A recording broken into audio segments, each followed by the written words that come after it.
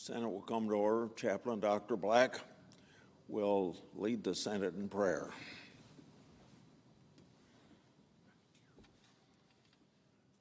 Let us pray. Almighty God, who has been the hope, refuge, and joy of many generations, thank you for giving us the power to seek you. We praise you for your promise that those who keep on seeking will find. Lord, inspire our lawmakers to seek your wisdom in order to be guided by your loving providence. Give them a clearer vision of your truth, a great faith in your might, and a deeper assurance of your love. Teach them to work and not to ask for any reward except that of knowing they are doing your will. Do for them immeasurably, abundantly, above all that they can ask or imagine. We pray in your loving name. Amen. Will you please join me in the Pledge of Allegiance? I pledge allegiance to the flag of the United States of America and to the republic for which it stands, one nation under God, indivisible, with liberty and justice for all.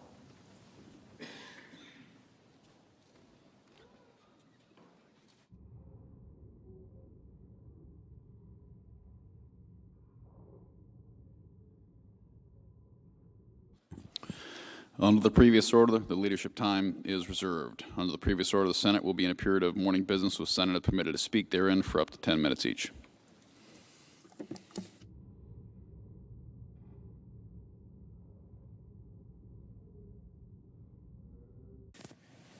President Pro Tem. I have two short messages. Strong families build a strong society and a strong America. Along that thought, for the second year, I've led a bipartisan resolution in the Senate to recognize National Home Visiting Week. Evidence-based home visiting programs, as an example, programs like the Federal Maternal, Infant, and Early Childhood Home Visiting Program, is an example of programs offering important services that support pregnant women, new moms, and entire families. The positive outcomes that families demonstrate in areas like maternal, mental, and behavioral health issues illustrates just how important these services are. Evidence-based home visiting programs also reduce child abuse, reduce neglect, and reduce family conflict. Targeted intervention of this kind is very important and key to preventing a family's involvement with child welfare system, and that is a very noble goal that I've long worked to help families achieve. Strengthening families and supporting parents as they raise the next generation is paramount. In many areas, my state leads, so I'm proud to say that Iowa was one of the early adopters of home visiting programs, and it's proven successful, very successful in our state. In fact, an Iowan from Sioux City was named a 2025 Home Visitor of the Year by the Institute for the Advancement of Family Support Professionals. I'd like to thank the home visitors and their supervisors that provide evidence-based services that help families build a strong foundation. My last point I'd like to make this morning, take a minute to discuss what's going on in the other body. So I take a little while here now to thank Iowa members of the House of Representatives, Congressman Feastra, Congressman Nunn, and Congresswomen Henson and Miller Meeks for their very good efforts fighting for Iowa farmers during the Farm Bill negotiations in the House of Representatives. And part of that discussion involved the biofuel issue of E15. E15 is a top priority for not only Iowans, for people generally in the Midwest, where we have abundant corn crops that make the ethanol that ends up being E15. E15 will expand markets for farmers, help consumers at the pump, and according to the economists for the Iowa corn growers, add $14 billion to an already hurting ag economy. And when I say already for the last 3 or 4 years. Now, E15 is a no-brainer that is supported by President Trump. In fact, when President Trump visited Iowa early March, he says he'd like to have Congress present an E15 bill to him to sign. So I hope the leadership of the House of Representatives keep their word to get E15 a floor vote and do that in very short order. In fact, I don't really know what all the problem is about E15, because by presidential waiver, we've had E15 the last 2 years of Trump 1, 4 years of the Biden administration, and now 2 years in this Trump administration. And I have never heard any controversy about that. Then secondly, we've had the governors of 8 Midwestern states petition EPA for E15 year-round and throughout all those 8 states, and I've never heard any controversial about that. But when we want to pass legislation that would avoid a presidential waiver and allocate E15 in the other 42 states that don't have it year-round, all of a sudden becomes quite a controversial issue, something I just don't understand. I think it's the case that now we're having some legislation to bring certainty to the issue of E15, and it's going to make it possible for retailers to invest in the very expensive pumps that it takes to distribute E15, and that certainly is very necessary for that investment.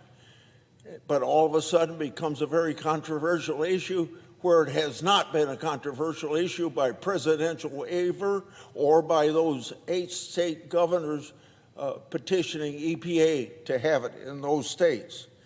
It ought to be done now and help American agriculture and reduced the price of gasoline tremendously through E15. Now, I hear from some states that don't have E15 that their people don't want it because it's going to raise the price of gasoline. Come to Iowa, come to other Midwestern states where we have E15 year-round, and you'll find that gasoline that has ethanol with a 15% mixture cheaper than any other grade of gas that you can buy. I yield the floor and suggest the absence of a quorum. Clerk will call the roll. Ms. Elsa Brooks.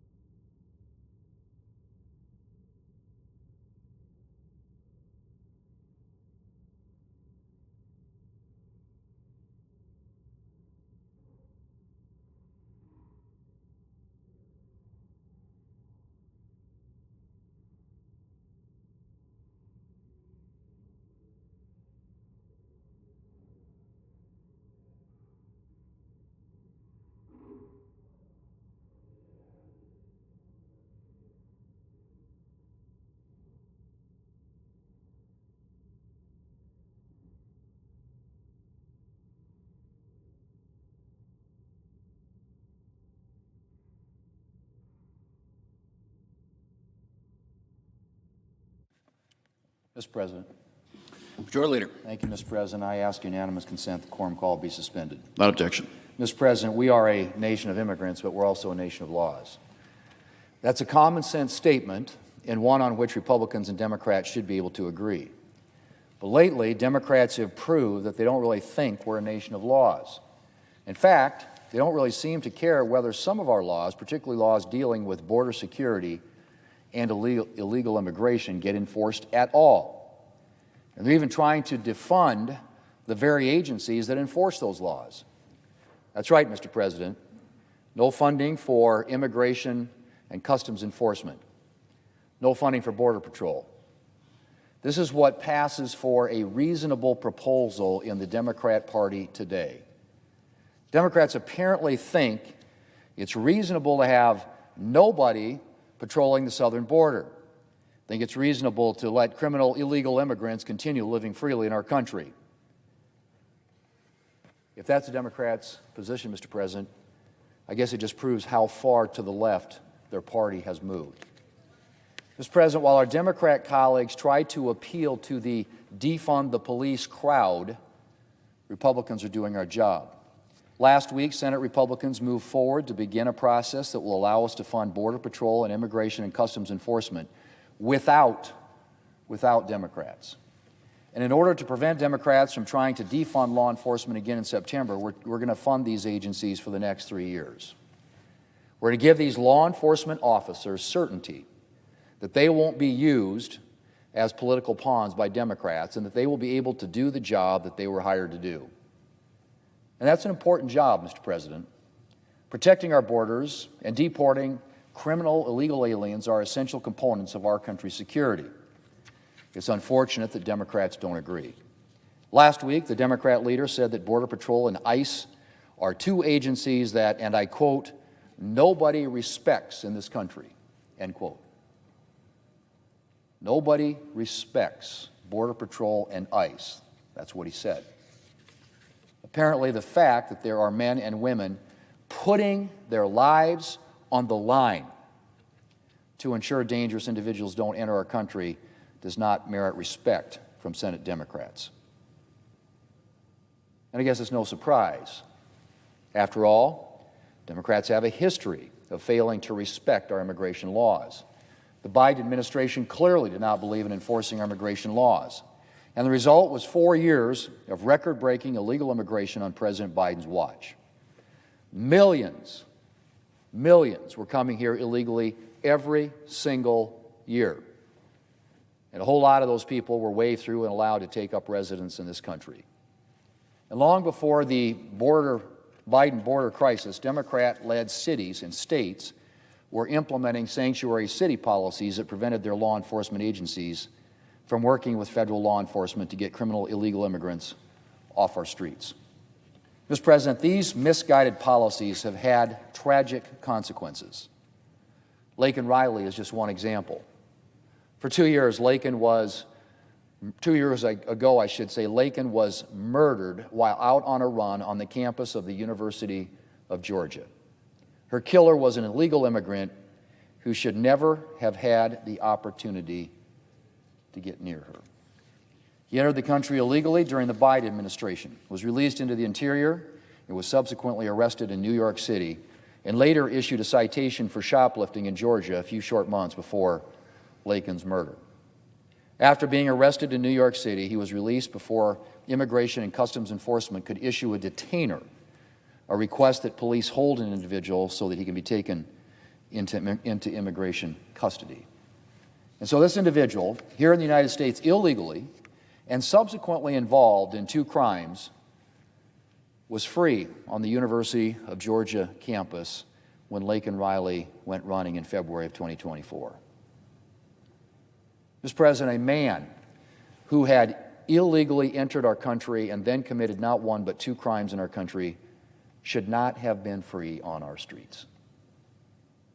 But he was, because of open border and sanctuary policies implemented by Democrats. The Democrats haven't learned their lesson.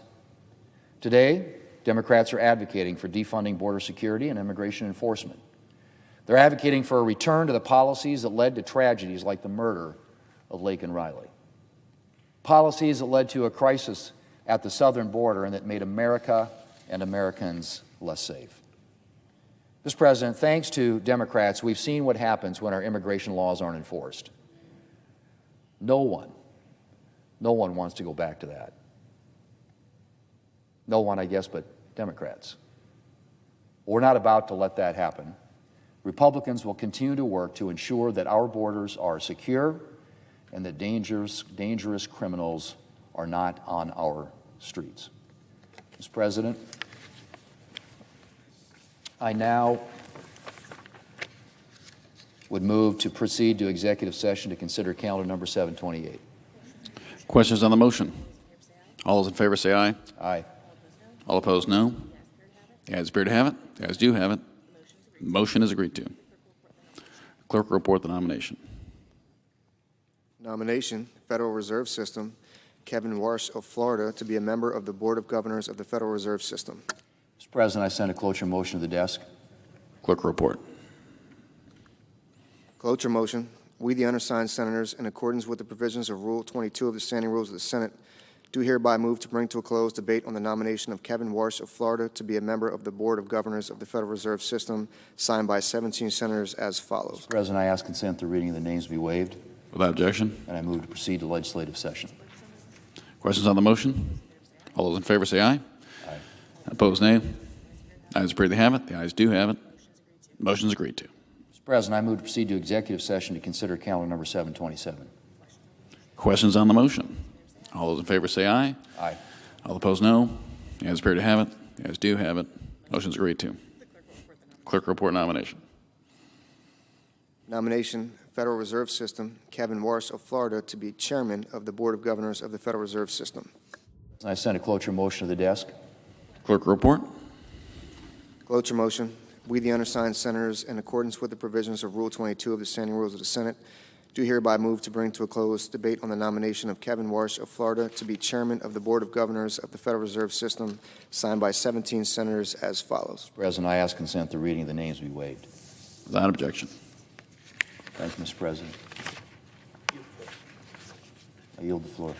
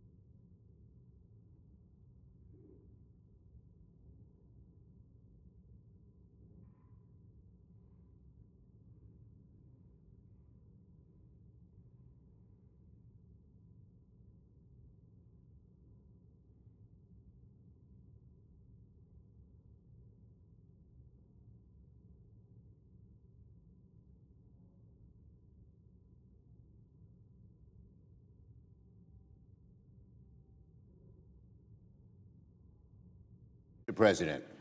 Minority Leader.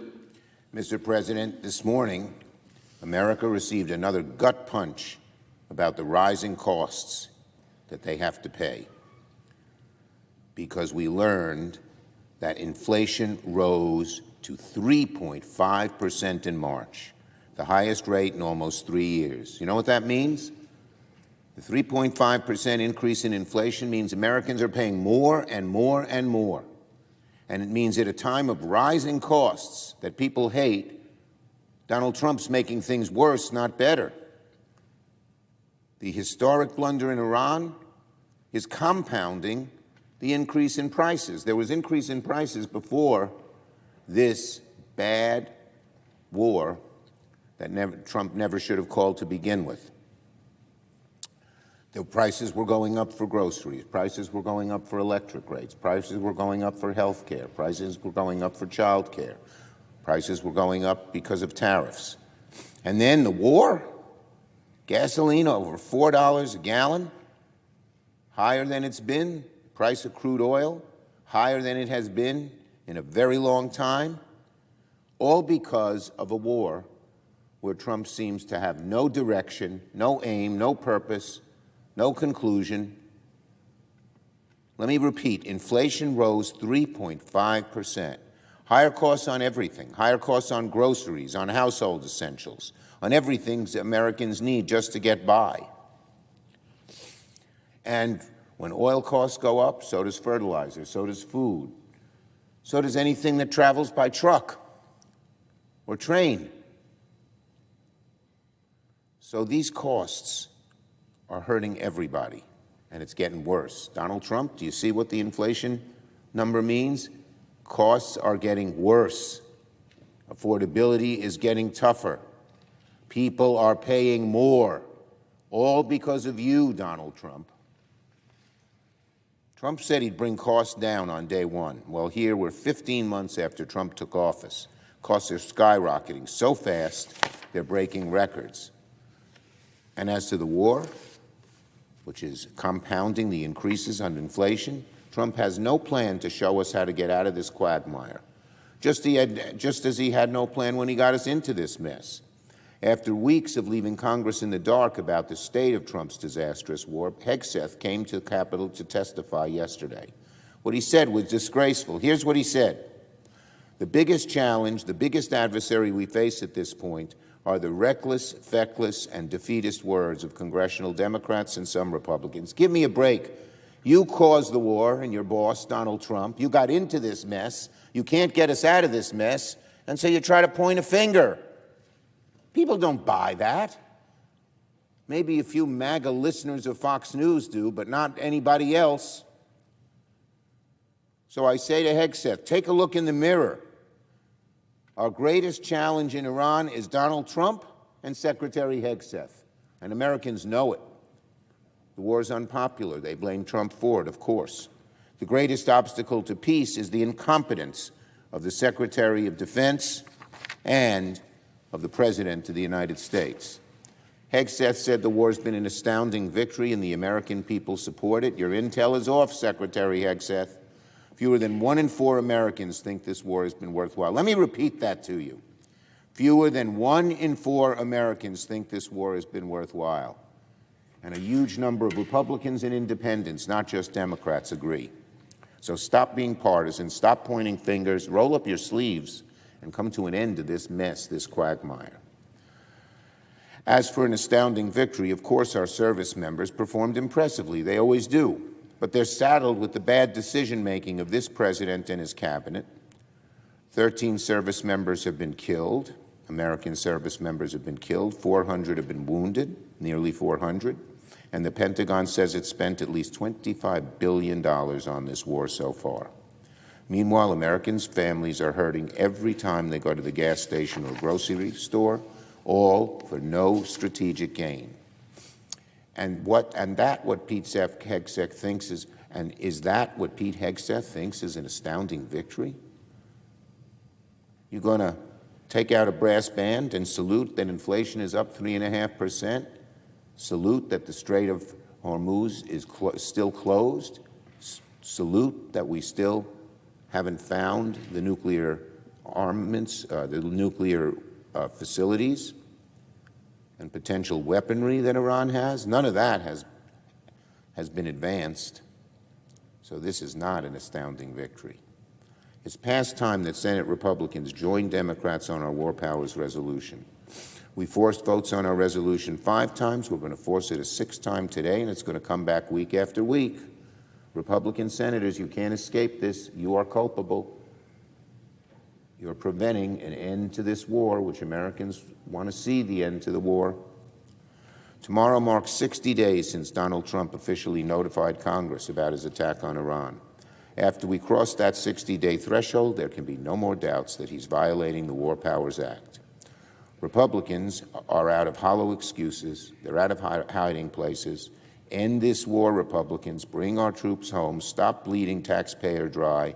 Support our War Powers resolution. On the NOMS package, this is another incredible thing. The new lows that this administration goes to. Every day there's a newer one. It's amazing. It's no surprise that Donald Trump's popularity ratings are in the mid-30s. He does such profoundly crazy things, bad things, almost evil things. To pick somebody for the federal court who was there on January 6th, that's evil. That's not just supporting insurrection, that's elevating insurrection. But that's what's happening here. Republicans continue to force through some of the shadiest, most unqualified nominees I've ever seen. The loyalists, the Trump loyalists in today's package are awful. David Smith, Trump's pick for the District Court of Wyoming, has no criminal or federal court experience, opposes same-sex marriage, supports teaching creationism in the public schools. But that's not the number one thing against him. Smith was present at the Capitol on January 6th. And now Trump wants him to uphold law and order. What hypocrisy, what fakery. How disgusting. Donald Trump, you reach a new low every day. A new low every day. To make those who tried to take over the Capitol and create an insurrection heroes and elevate them to judgeships, that's why you're so unpopular, Donald Trump. You're in this bubble. And you got too many people in this chamber who shrug their shoulders, go along, and support you. Another nominee, Philip Williams, the nominee for the Northern District of Alabama, has a dearth of criminal and federal court experience and compared the prosecution of the January 6th insurrectionists to the Salem witch trials. Salem witch trials. He also called abortion, quote, nothing more than industrialized slaughter. For the Middle District of North Carolina, Trump nominated Dan Bishop, Russell Vought's former top lieutenant at the OMB. He helped orchestrate the Trump administration's crusade to cut crucial services to the American people. People hated Vought. They hated what he has done. And yet here we're elevating one of the chief henchmen of Russell Vought. Bishop also said he disagreed with the Obergefell and versus Hodges decision legalizing same-sex marriage. He supported a national abortion ban on multiple occasions as a legislator. And finally, I want to say a word about Richard Kloster, nominated to serve as on the Surface Transportation Board. Kloster has shown a troubling lack of basic understanding of what the board does. He is, however, a diehard MAGA loyalist, good enough in Trump's eyes. Kloster's nomination comes as the Union Pacific and Norfolk Southern is set to refile today their $85 billion merger with the Surface Transportation Board. If Kloster helps clear the deal, it'll mean higher costs for the American people. Hear that, Americans? Trump's putting people on the board who are so obeisant to industry that he's going to raise your costs.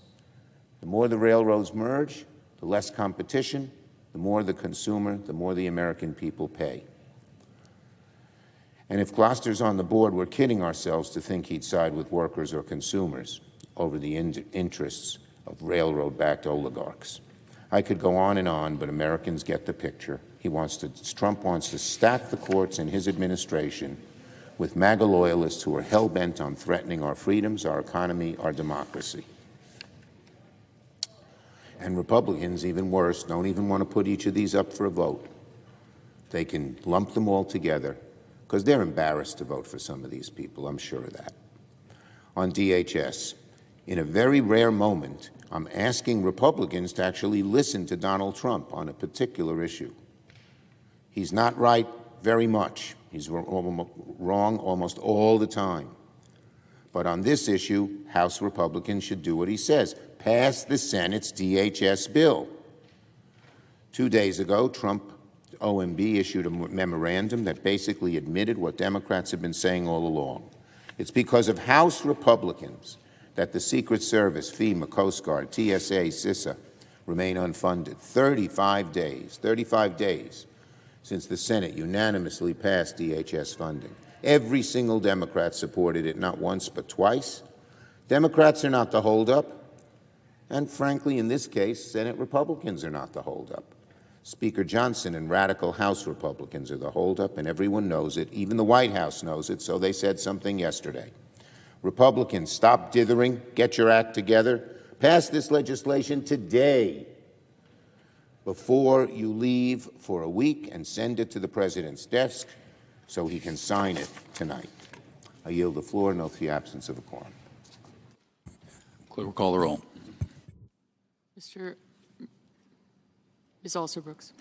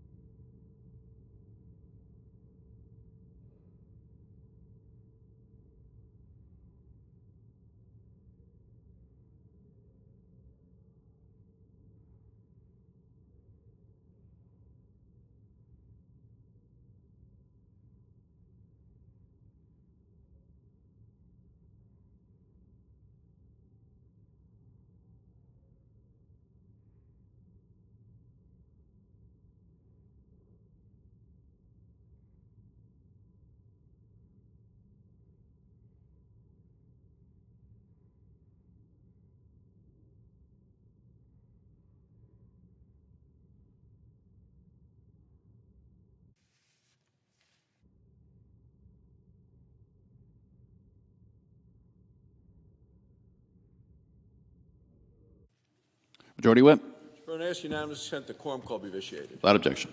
Mr. President, I ask unanimous consent to waive the mandatory quorum call with respect to the cloture vote on SRES 690. Without objection. Mr. President, I come to the floor today, and you certainly know this as a Navy SEAL, that life would be very different without the Internet. And it raises an important question about how does the Internet get into our homes, and for most users around the world, the Internet travels to them from the ocean floor. More specifically, it travels through fragile, largely unprotected fiber optic cables that sit on the ocean floor. They're called undersea cables. And hundreds of these cables crisscross the world's seabed. On average, they rest about 8,000 feet below sea level. They're essential, and they are exposed. Stretched end to end, these cables would reach nearly 1 million miles. It's far greater than the distance that the Artemis II traveled from the Earth to the Moon and back again. Here on Earth, the undersea cables are important for a variety of reasons. They carry 99% of the world's internet traffic. They also support $10 trillion in financial transactions each and every day. Undersea cables are essential for our economy, our military, our communications, and our daily lives. And I'm a doctor, and a map of these undersea cables reminds me of an anatomy textbook. When you look at this thing, Mr. President, and you see all of these cables all around the globe, and a map of these undersea cables reminds me specifically of my time in medical school and the nervous system. Here's how I see it. Imagine that the Earth is a human body and undersea cables are the nervous system of modern life. All of these connections make the world more prosperous, and it's especially true as America develops innovative new technology. Yet there's a serious problem. The world's undersea cable network is facing growing threats from our foes around the world. Specifically, the danger comes from Russia and China. Our adversaries seek to hold our connectivity hostage. They're trying to do so by mapping, by splicing, and by sabotaging our system of undersea cables. Now, this can be done simply by dragging an anchor across the cables or having submarines attack them. China has been aggressive, significantly aggressive, and specifically regarding Taiwan. According to Taiwan's own National Security Bureau, over the last 4 years there have been over 30 subsea cable incidents. In one, Chinese vessels allegedly cut cables to the Matsu Islands. They're islands controlled by Taiwan. The islands are connected to the rest of the world by 2 tiny undersea cables. Both of the cables were cut. And it took months, yes, months, to repair them and to restore connectivity to the rest of the world. Such operations disconnect and disrupt communications, and they undermine national defense and global security. Now, not every instance of cable cutting is deliberate. We do know that cable cutting incidents are becoming more frequent and increasingly more suspicious. So what can we do to prevent them? For the past several years, NATO has responded with military patrols. These ongoing missions have been successful. Still more needs to be done, and the next step is to target bad actors and do it economically. Today, the Senate Committee on Foreign Relations is right at this moment holding a hearing on recent attacks against critical infrastructure, and this includes undersea cables. It also includes energy pipelines. Now, I'm a member of the committee, and Senator Shaheen and I have introduced legislation to address these vulnerabilities. It's called the Strategic Subsea Cables Act. It's a bipartisan bill. The Senate Foreign Relations Committee passed it in January by an overwhelming margin. Our bill mandates tough penalties against individuals and vessels who attack these undersea cables. The penalties include blocking violators from our markets and revoking their U.S. visas. Our bill also has America deploy more resources to secure and repair undersea cables. At the same time, it requires a report to Congress in 6 months specifically on what Russia is doing and what China is doing in terms of sabotaging the undersea cables. These actions they put our adversaries on notice that their actions are going to face stiff and severe consequences. Private companies are already hardening cables where they can. Congress ought to act as a backstop as these defenses and make them more deliberate in terms of this aggression that we're seeing from China and Russia. These are nations whose goal is to harm America, to harm our allies, to undermine our national security. And as a doctor, what I know is if there's damage to a single fragile nerve cell, it can cause serious disruption to the entire body. America depends on a fragile nervous system of subsea cables for our modern life, and protecting this system is crucial. Our adversaries seek to turn the bottom of the ocean into a battlefield. The Strategic Subsea Cables Act will make America safer and more secure in our network under the waves. Thank you, Mr. President. I yield the floor. Clerk will call the roll. Ms. Alsobrooks.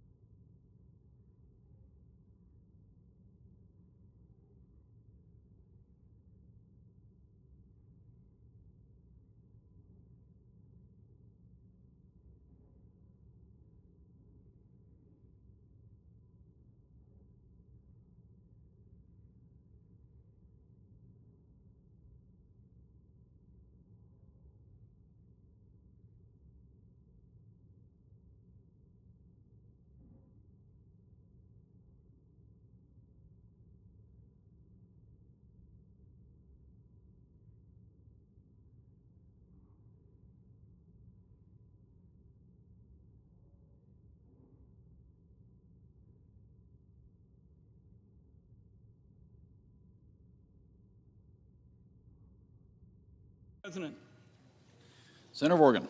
ask unanimous consent to vacate the quorum call. Without objection. Mr. President, I call up S4444, a bill to extend the surveillance law known as Section 702 for 3 weeks and to require the classification of the FISA Court's recent ruling on Section 702. That ruling found serious violations of Americans' constitutional rights in how the Trump administration has used Section 702. The Congress should not vote to renew Section 702 while Americans are left in the dark about these troubling abuses. Today is the expiration date for Section 702. Nonetheless, because of a court order, the government's surveillance can continue without interruption until March of 2027.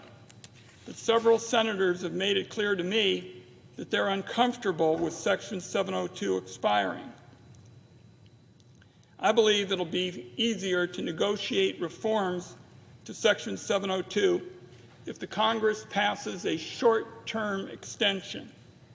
The bill that I seek to pass is straightforward, a 3-week extension. Every day that Section 702 is extended without meaningful reforms is a day that the program can continue to be abused. I'm willing to allow a short-term extension so long as important information currently hidden from the public is declassified so that Congress can have a full public debate.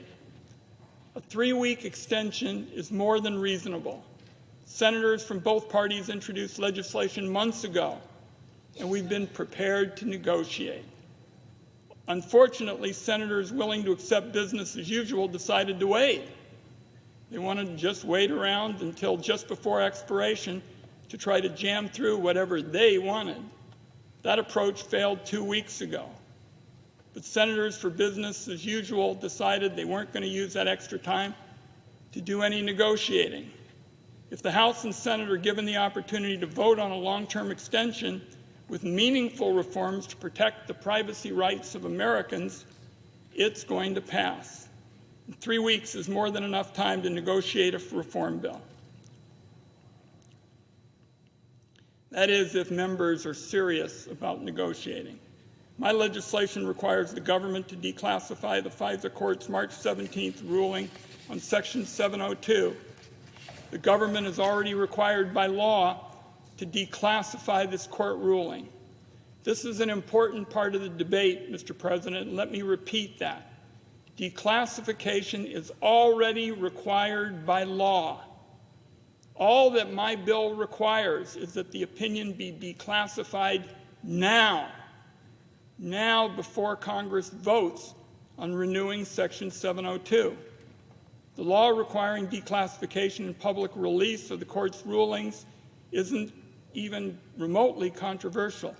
Each year, the FISA Court issues a ruling approving the program, and every year the government follows the law and comes around to declassifying the ruling. These declassified rulings inform Congress and the public about how the administration and the FISA Court interpret the law. It sheds light on past abuses. These opinions are critical to congressional oversight and to the public. So what might be different this year? First, the March 17 ruling describes serious abuses of Section 702 and violations of Americans' constitutional rights. The Congress is debating Section 702 reauthorization right now. So maybe there's some who'd rather have Congress just go out and vote in the dark. Vote in the dark before the public hears about the Trump administration's latest violation of Americans' constitutional rights. So I'm going to wrap up by addressing the arguments of some of our opponents. First, what about protecting what's called sources and methods? My bill allows the executive branch to make redactions to protect sources and methods, just as they have done for all previous Section 702 FISA rulings that have been released to the public. Second, you may hear there's not enough time to do this. The Trump administration has known for over a month that they're legally required to declassify the opinion that I am seeking. My bill would give them 2 more weeks to do it. That's more than enough time to carefully redact a single document. Believe me, when the government wants to declassify something, they sure as hell move fast. To sum up, my bill gives Congress more than enough time to negotiate a Section 702 reauthorization bill with meaningful reforms, and requires the declassification of information that, in my view, is critical to the debate and the public's understanding of what is being voted on. So, Mr. President, I ask unanimous consent. As if in legislative session, I ask unanimous consent that the Senate proceed to the immediate consideration of S4444, which is at the desk, that the bill be considered read a third time and passed, and that the motion to reconsider be considered made and laid upon the table. Is there objection? Mr. President, Senator of Arkansas. reserving the right to object, and I will object. First, let me just set the context here. The senator from Oregon has always expressed hardcore ideological opposition to Section 702, which a large majority of the Senate and the House, under Democratic and Republican hands, across Democratic and Republican administrations, has always deemed a vital national security tool. In fact, to the best of my knowledge, the senator from Oregon has never once voted to extend Section 702. Every few years we come down here and we have this debate. So let me just express how important it is. The President has said that Section 702, which I would remind everyone here, is about foreigners on foreign territory, not American citizens, people who do not have Fourth Amendment rights. It's not just about catching jihadists, uncovering terrorist plots. The President, the Commander-in-Chief, has said this was vital for the Maduro raid, for Operation Epic Fury, for the rescue of missing troops. I think we should respect his position as the Commander-in-Chief, the consumer of this intelligence and the one who employs it. A very similar call to what President Biden and President Obama made before as well. Unfortunately, it does expire tonight, and as even the senator from Oregon, a hardcore ideological opponent of Section 702, has granted in requesting a 3-week extension, we shouldn't let it go dark tonight. So how did we get here? Yesterday, the House passed a 3-year extension. That's what the President asked for, a 3-year extension. Now, he wanted it to be a clean extension. The House adopted various reforms. About 90% of House Republicans voted for that bill. More than 40 House Democrats voted for that bill. If we were to vote on that bill today, the vast majority of Senate Republicans would vote for it. But there are enough Senate Democrats to block its passage today, which I recognize. We therefore need more time for negotiations. These negotiations are highly complex and technical. They've been constructive, but they must continue, and they must involve not only senators, but also members of the House, the Speaker, the Minority Leader, the Chairman and the Vice Chairman of the House Intelligence Committee, the Chairman and the Ranking Member of the House Judiciary Committee. I believe we're moving forward. I believe that we can get a bill passed that both preserves the operational viability of this program while addressing concerns of those who are not yet ready to vote for a 3-year extension. Therefore, we have proposed, say, a 3-month extension, which would take us to the end of July and the August recess. The senator from Oregon thinks that's too long. A 2-month extension, which would take us roughly to the 4th of July recess. The senator from Oregon thinks that is too long. We'd even be okay with the 45-day extension, which would give us until about the middle of June. Yet here he is proposing 3 weeks, which in reality is 2 weeks, given the Senate and the House calendar, because we're out of session next week. Now, he has said to me, well, we can talk about this over the phone, which I guess reflects his usual lax indifference to security matters. This is not a tax bill. This is not a health care bill. This is a highly classified intelligence program. We can't just text and chat about it on our phones. We need to be here in Washington in secure spaces. We're going to talk about highly classified details. For that matter, we need to be here in Washington so we can talk with the operational figures in the FBI, and the CIA, and the NSA who run this program, who have the knowledge to tell us this reform will work, it preserves operational viability, that reform won't work. So when he asks for a 3-week extension, just realize that's a 2-week extension, not a 3-week extension. Now he says that I just want to do business as usual, and that's why I waited this long. Let me add that one of the key figures here is the vice chairman of the Intelligence Committee, who everyone knows just suffered a terrible family tragedy. We held off introducing our bill in part out of respect for the vice chairman and his family grieving about that terrible tragedy. I would suggest that we owe him a little bit of decency, respect, and grace, and that we can get to a good result if we take a little bit more time to actually have a thorough negotiation when everyone is ready to do so. And therefore, Mr. President, I object. The objection is heard. Mr. President, Senator Morgan. so let me repeat the central business in a key area, and that is I am prepared today to pass a short-term extension of Section 702. I'm doing that because I've listened to colleagues on both sides of the aisle. I don't think it's really necessary because of the NSA ruling recently, but in the interest of comity and working together, which is something I've tried to make a priority, I want to state again, I am prepared to pass a short-term extension of Section 702 today. What I'm also extraordinarily concerned about, though, is there is a classified ruling in the FISA court that found troubling abuses of Section 702 that violate Americans' constitutional rights. Let me just repeat that. That's a finding that the court found of troubling abuses of Americans' constitutional rights.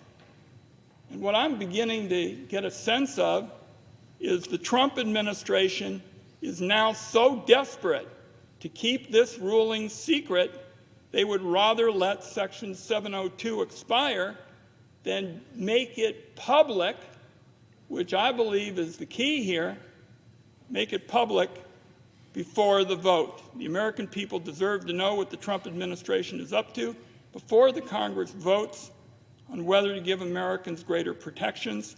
Congress must use a short-term extension to openly debate the critical issues in front of the American people. And I'm disappointed that instead, it sure feels right now that the other side of the aisle is covering the abuses up, and I yield the floor. Mr. President. Senator Arkansas. Again, let's be specific what we're talking about here. The senator from Oregon keeps talking about a short-term extension.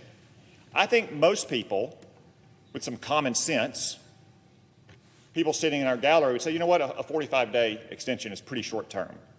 When the House just voted for a 3-year extension, is 45 days not short-term in the context of a 3-year extension? Versus what the senator from Oregon has proposed, a 3-week extension, which is really a 2-week extension. Because again, we are in recess next week. We cannot discuss these matters on our cell phones or by text message or anything else. So if we're open to a short-term extension, I would suggest that 45 days is fairly short-term. The senator from Oregon also speaks about comity. I would suggest that comity also counsels that we give a little bit longer than 2 weeks for a grieving colleague who just had a terrible family tragedy. And finally, about this FISC matter, it is the senator from Oregon continuing his long-standing practice of grossly misrepresenting classified material in public for his own ideological ends. I yield the floor. Mr. President, Senator Morgan. my colleague on the other side of the aisle is now ducking the issue that I have brought to light. I'm clear that I am for a short-term extension. I've said it now 3 or 4 times. But I also believe that the government, which is already required to declassify the ruling I'm seeking, it ought to get out to the American people. That's what this is all about. And I would just say to my colleague, the chairman, let's let the American people decide whether it's not a big deal, as my colleague has said, and I yield the floor. Mr. President, Senator Arkansas. I'm ducking nothing. I'm pointing out the Senator from Oregon's long-standing practice of distorting highly classified material in public. One of these days, there are going to be some consequences, and it may be while I'm the chairman of this committee. I yield the floor. The clerk will report the motion to invoke cloture. Cloture motion. We, the undersigned senators, in accordance with the provisions of Rule 22 of the Standing Rules of the Senate, do hereby move to bring to a close debate on Executive Calendar Number 5, Senate Resolution 690, an executive resolution authorizing the en bloc consideration in executive session of certain nominations on the executive calendar, signed by 17 senators. Under the previous order, the mandatory quorum call under Rule 22 has been waived. The question is it the sense of the Senate that debate on SRES 690, an executive resolution authorizing the en bloc consideration in executive session of certain nominations on the executive calendar shall be brought to a close. The ayes and nays are mandatory under the rule. The clerk will call the roll. Ms. Also Brooks, Mr. Armstrong, Ms. Baldwin, Mr. Banks, Mr. Barrasso.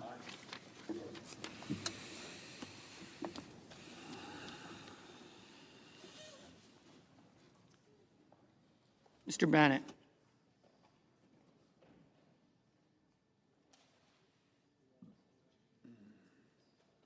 Mrs. Blackburn.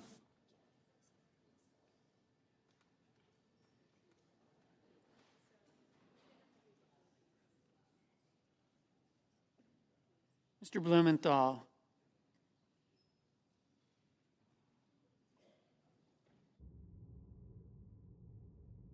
Ms. Blunt Rochester.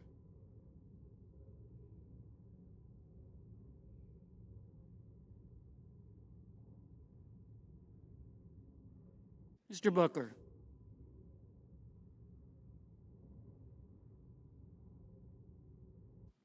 Mr. Bozeman.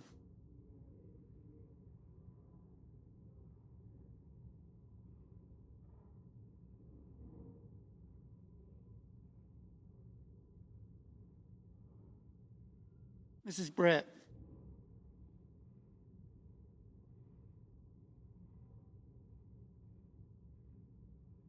Mr. Budd.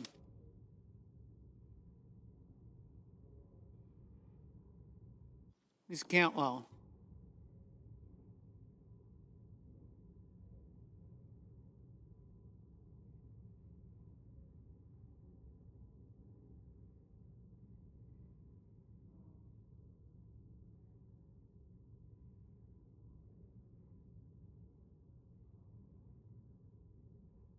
Mrs. Capito, Mr. Cassidy, Ms. Collins, Mr. Coons, Mr. Cornyn, Ms. Cortez Masto,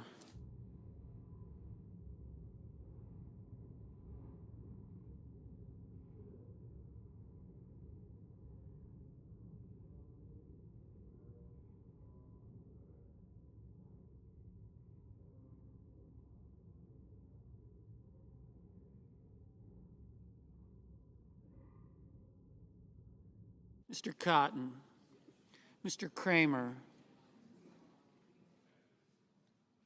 Mr. Crapo, Mr. Cruz,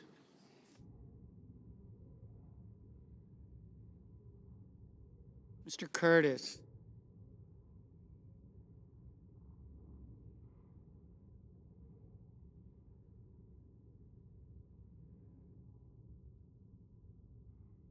Mr. Daines,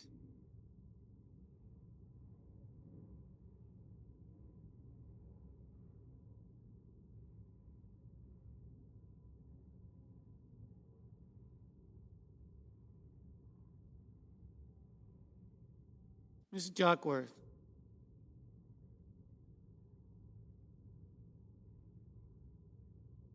Mr. Durbin,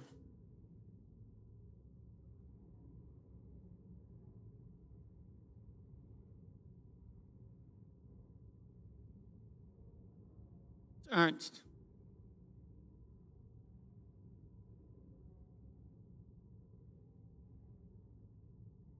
Mr. Fetterman.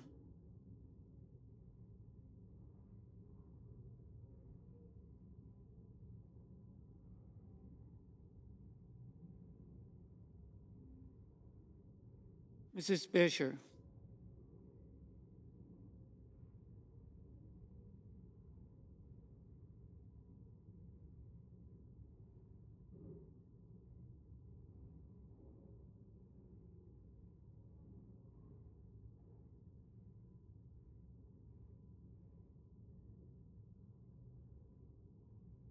Mr. Gallego.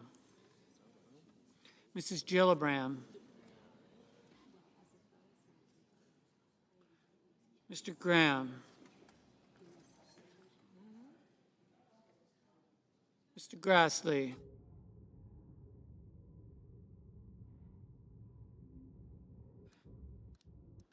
Mr. Haggerty. Ms. Hassan.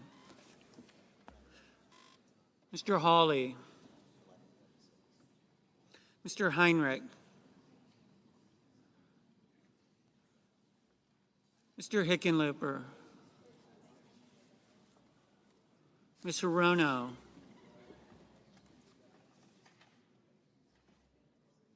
Mr. Hoven.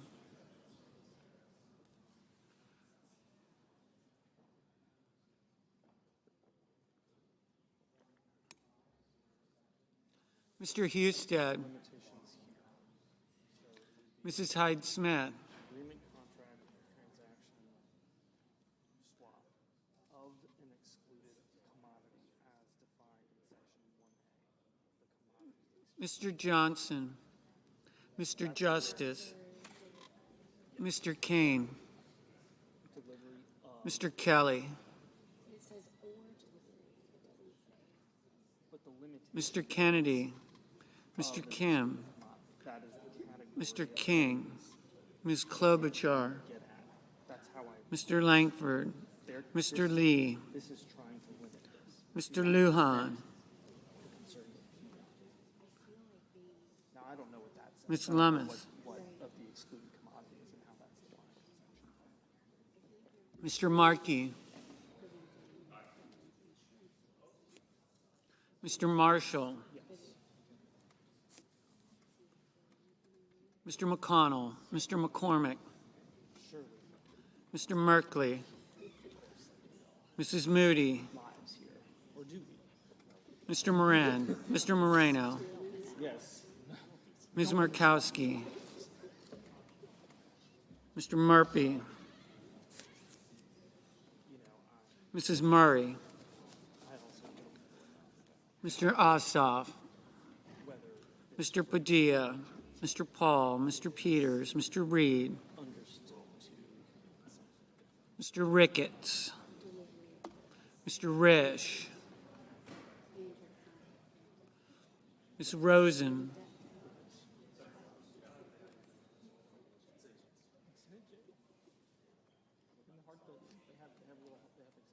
Mr. Rounds. Mr. Sanders. Mr. Schatz. Mr. Schiff. Mr. Schmidt. Mr. Schumer. Mr. Scott of Florida. Mr. Scott of South Carolina. Mrs. Shaheen. Mr. Sheehy. Ms. Slotkin. Ms. Smith. Mr. Sullivan. Mr. Thune. Mr. Tillis. Mr. Tuberville. Mr. Van Hollen. Mr. Warner. Mr. Warnock. Ms. Warren. Mr. Welch. Mr. Whitehouse. Mr. Wicker. Mr. Wyden. Mr. Young.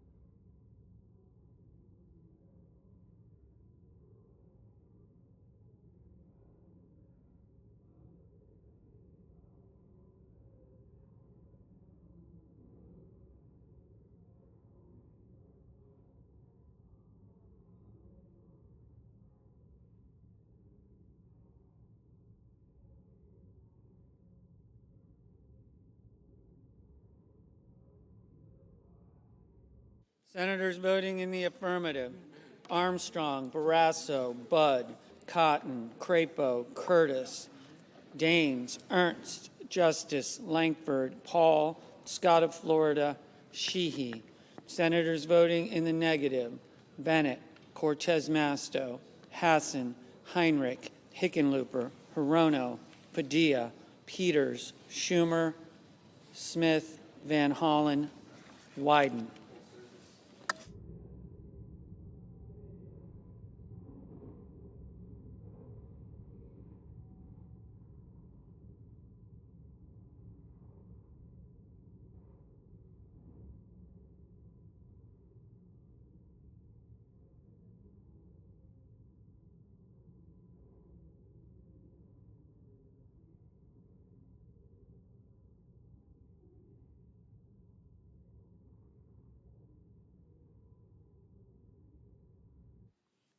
Mr. Fetterman, no.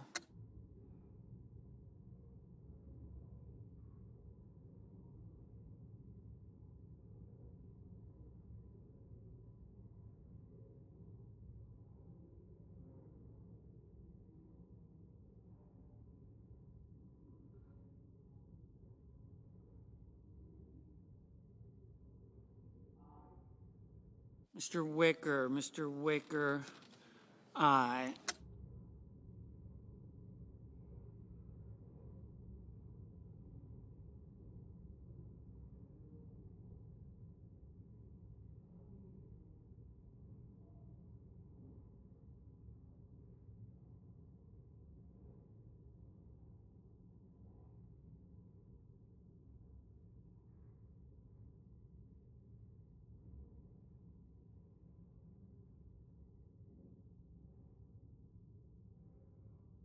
Mr. Whitehouse, no.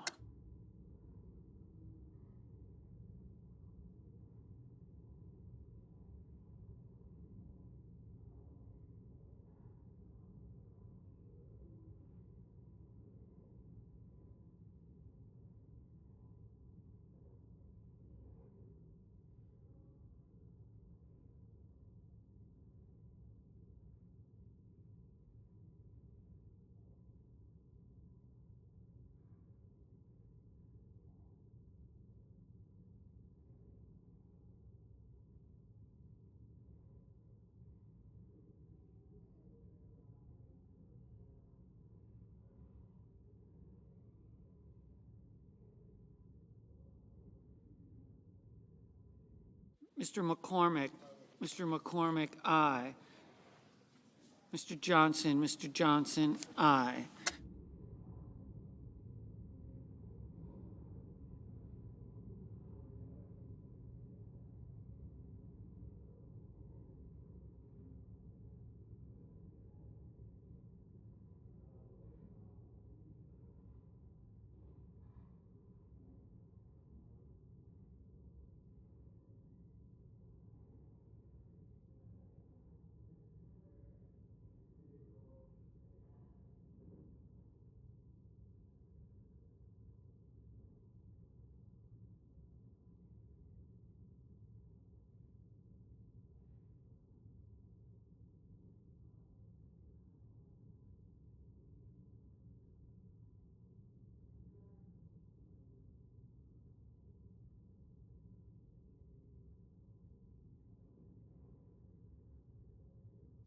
Mr. Warnock, no.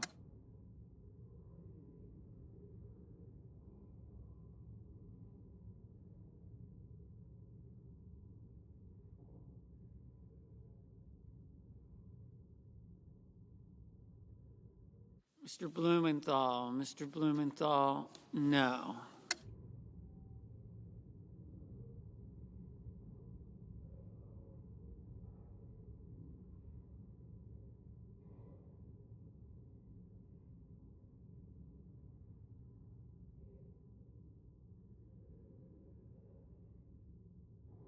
Mr. Kennedy,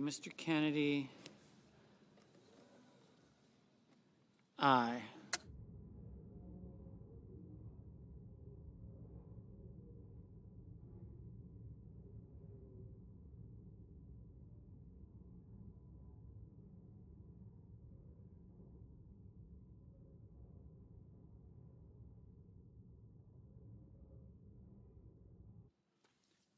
Mr. Schiff, no.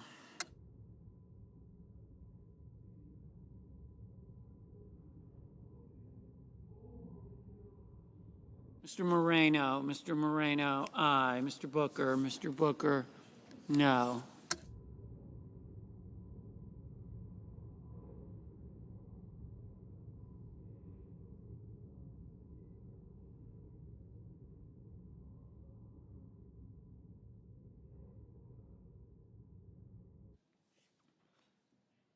Mr.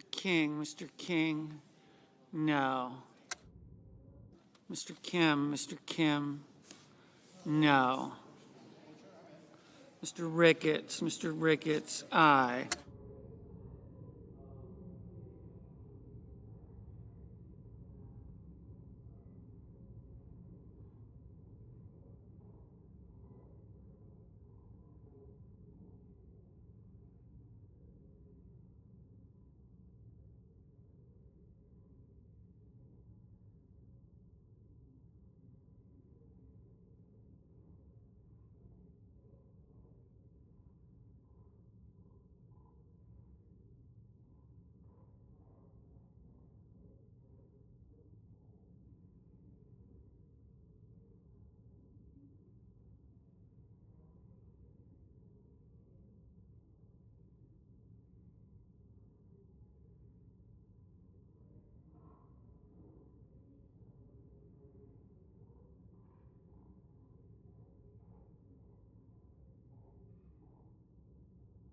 Mr. Graham, aye.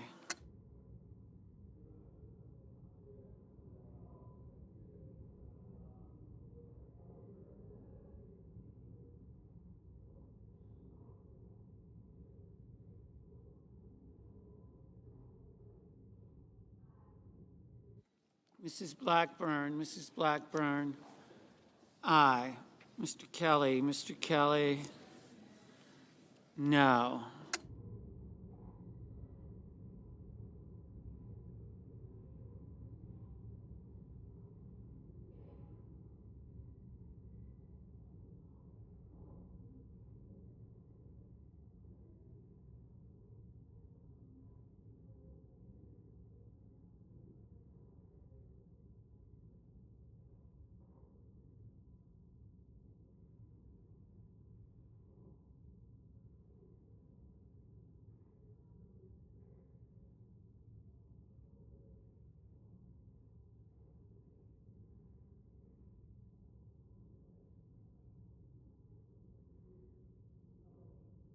Mr. Schatz, no. Mr. Kane, no.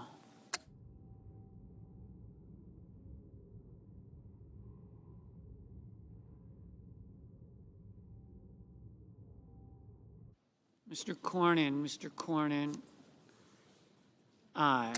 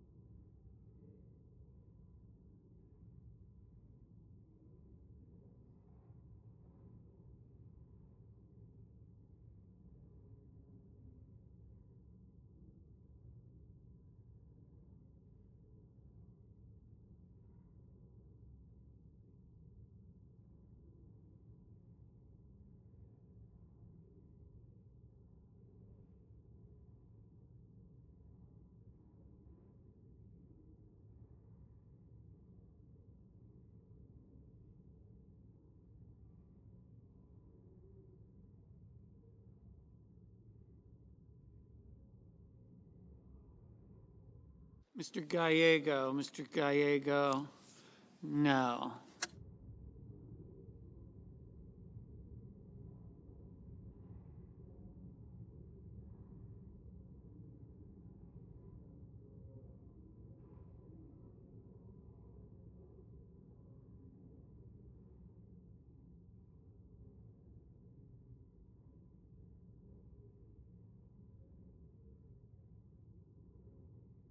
Ms. Baldwin, no. Mrs. Moody, aye.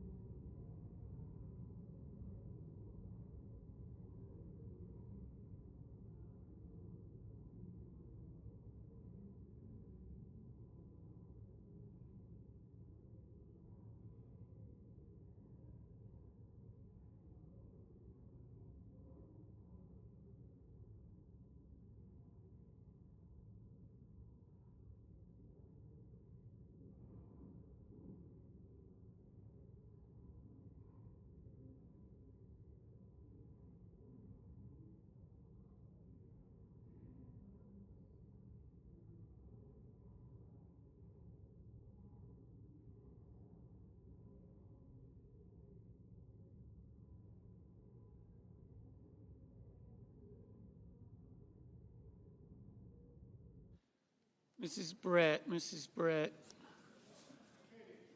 aye.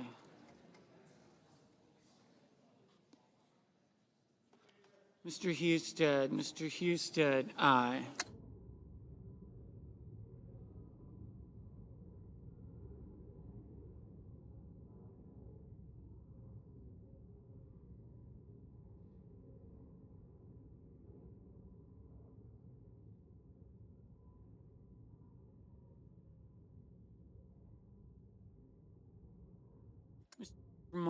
Mr. Marshall, aye.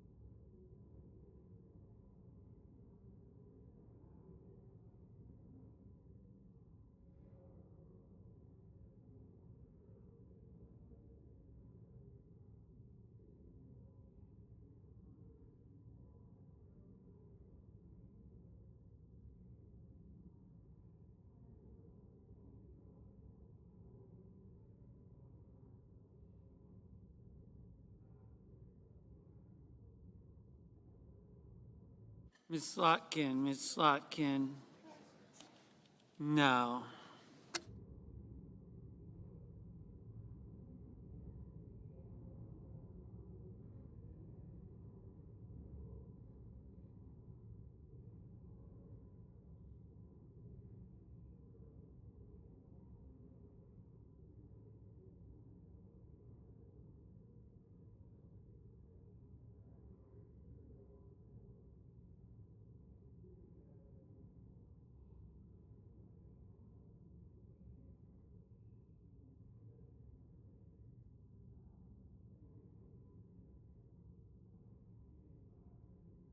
Mr. Lee, aye.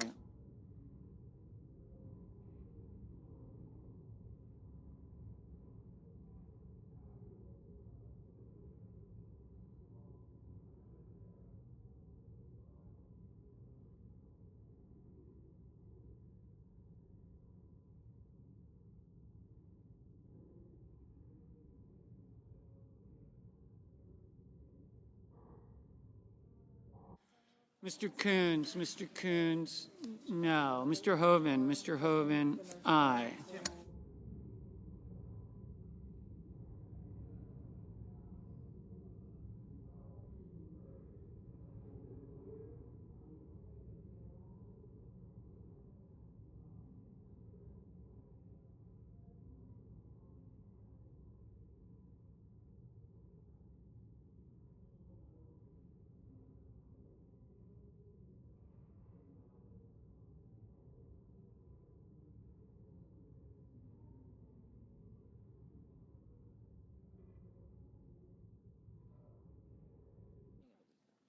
Mrs. Fisher, aye. Mr. Haggerty, aye.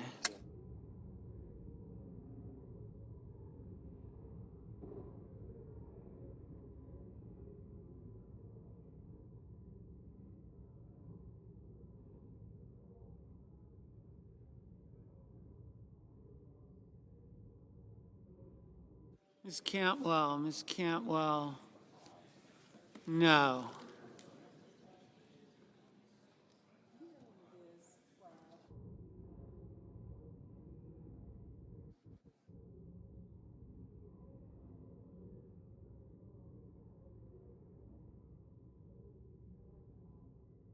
Mr.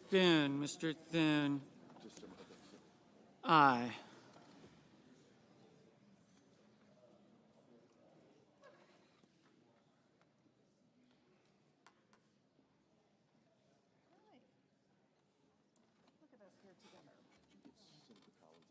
Mr. Durbin, no.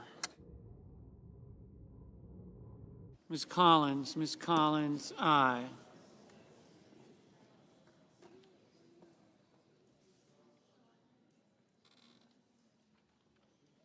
Mrs. Capito, aye.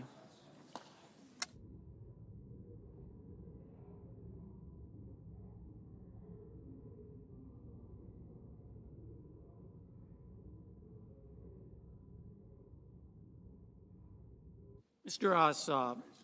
Ossoff, no.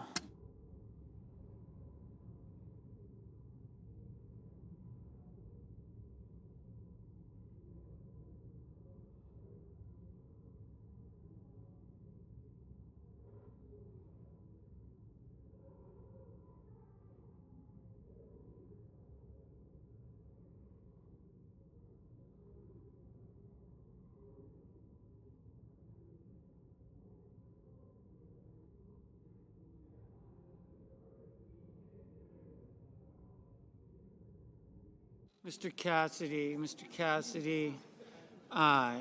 Mr. Cruz, aye.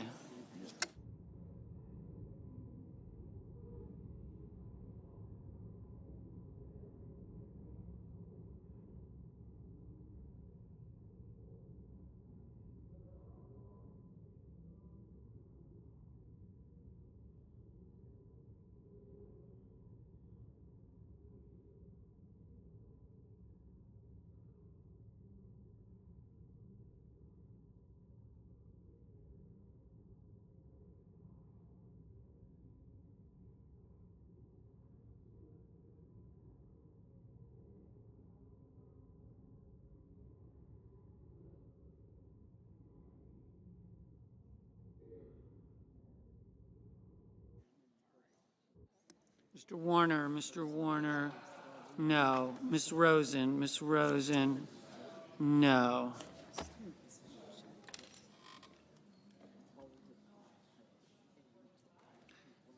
Mr. Grassley, aye.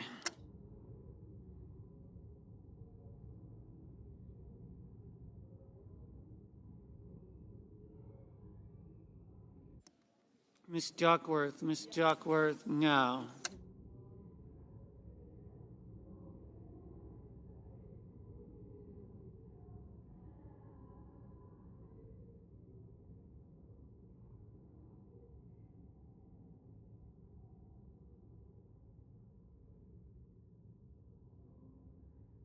Mr. Sullivan, aye.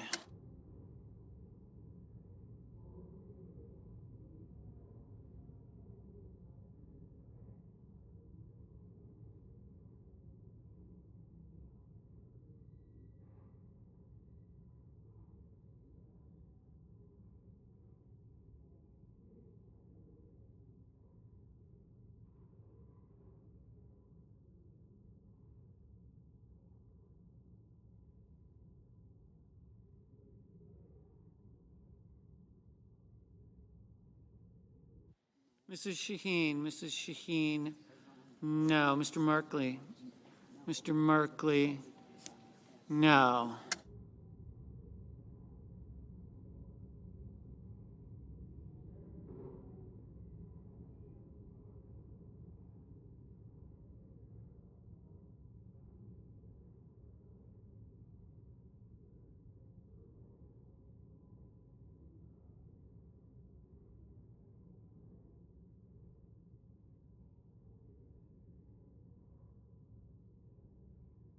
Mr.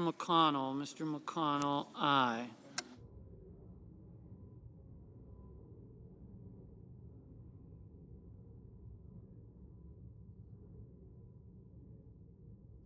Mr. Bozeman, aye.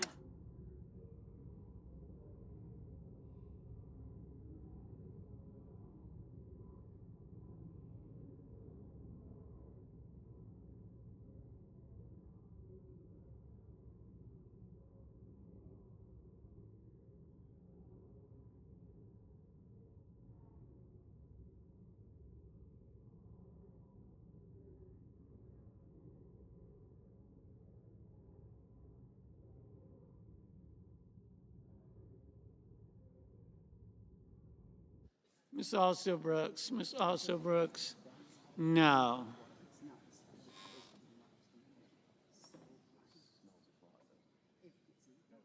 Mr. Lujan, no. Mr. Reed, no. Mr. Murphy, no.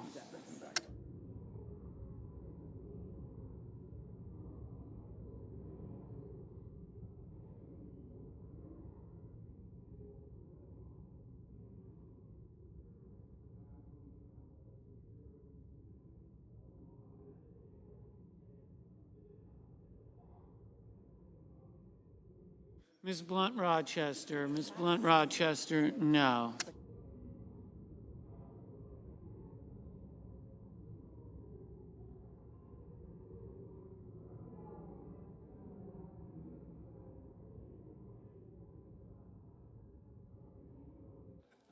Mr.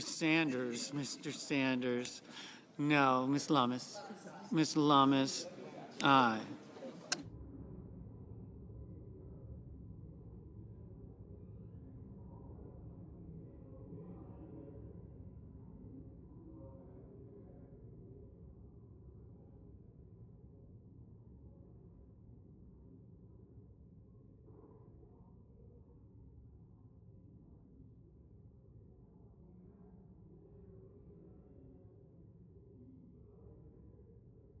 Mr. Kramer,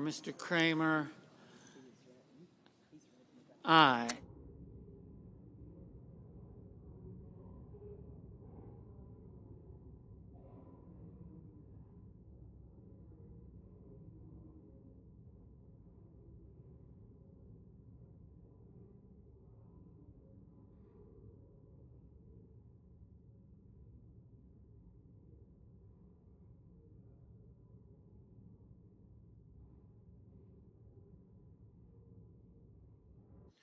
Mr. Hawley,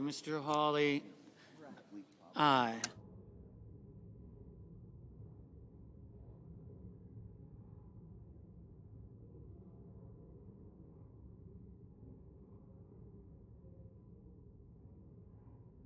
Mrs. Hyde Smith, aye. Mr. Young, aye. Ms. Warren, no.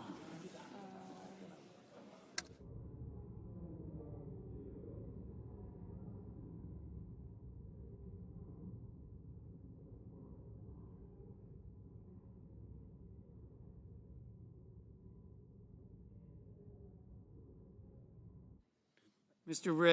Risch, aye.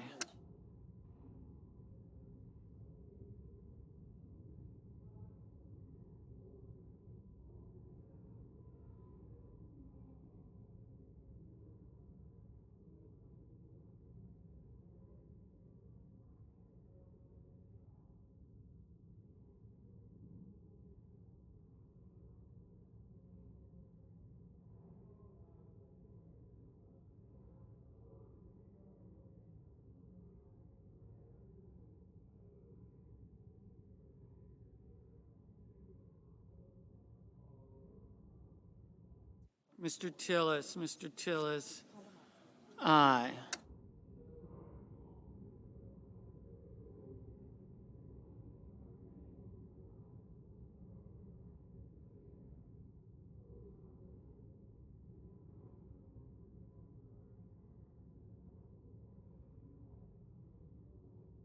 Ms. Murkowski, aye.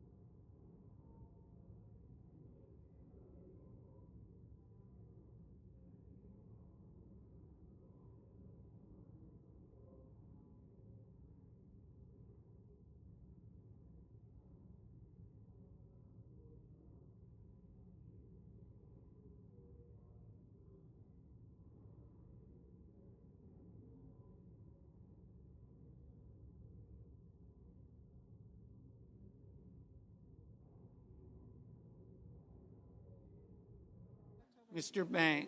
Banks, aye.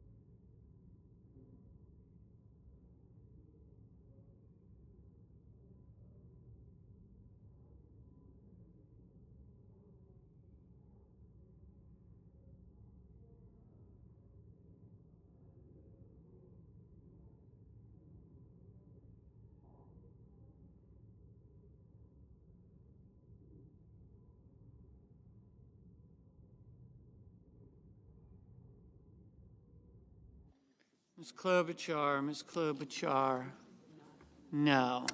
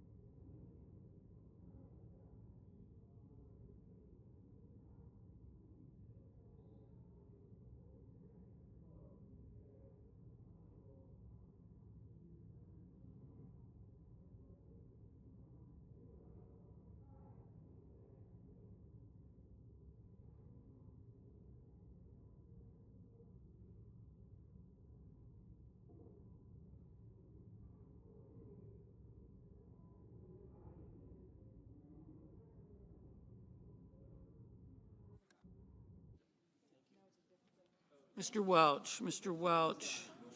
No. Mr. Markey, Mr. Markey. No.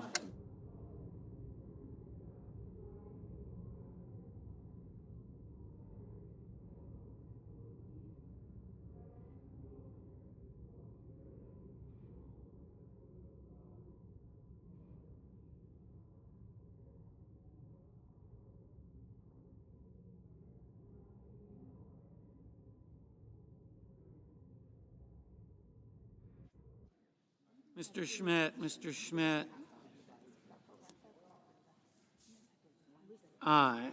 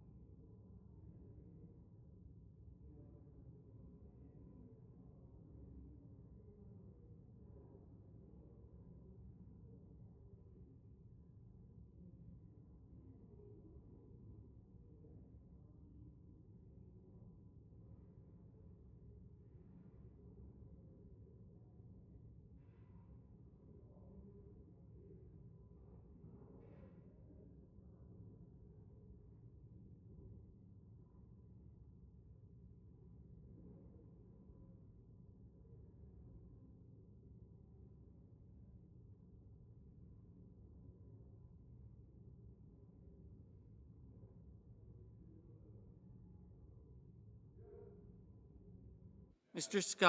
Scott of South Carolina. Aye.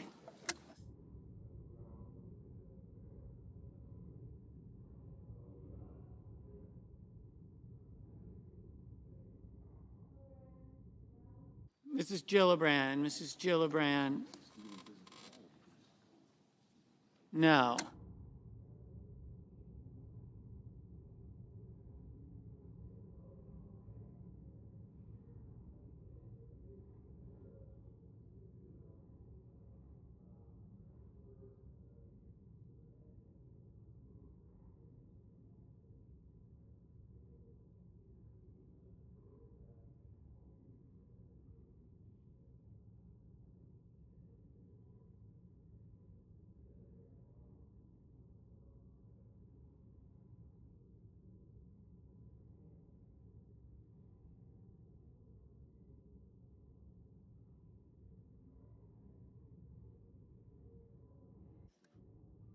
Mr. Rounds, Mr. Rounds. Aye.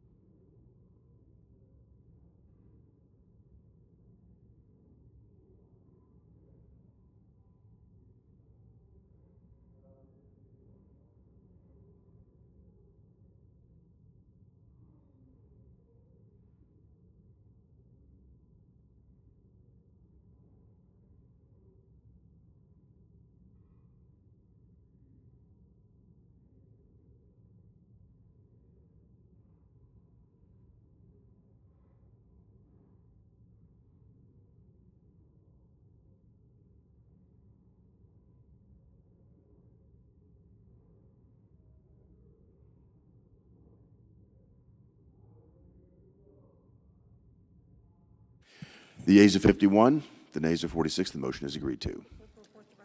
The clerk will report the resolution. Executive Calendar Number 5, SRES 690, Executive Resolution authorizing the en bloc consideration in executive session of certain nominations on the executive calendar.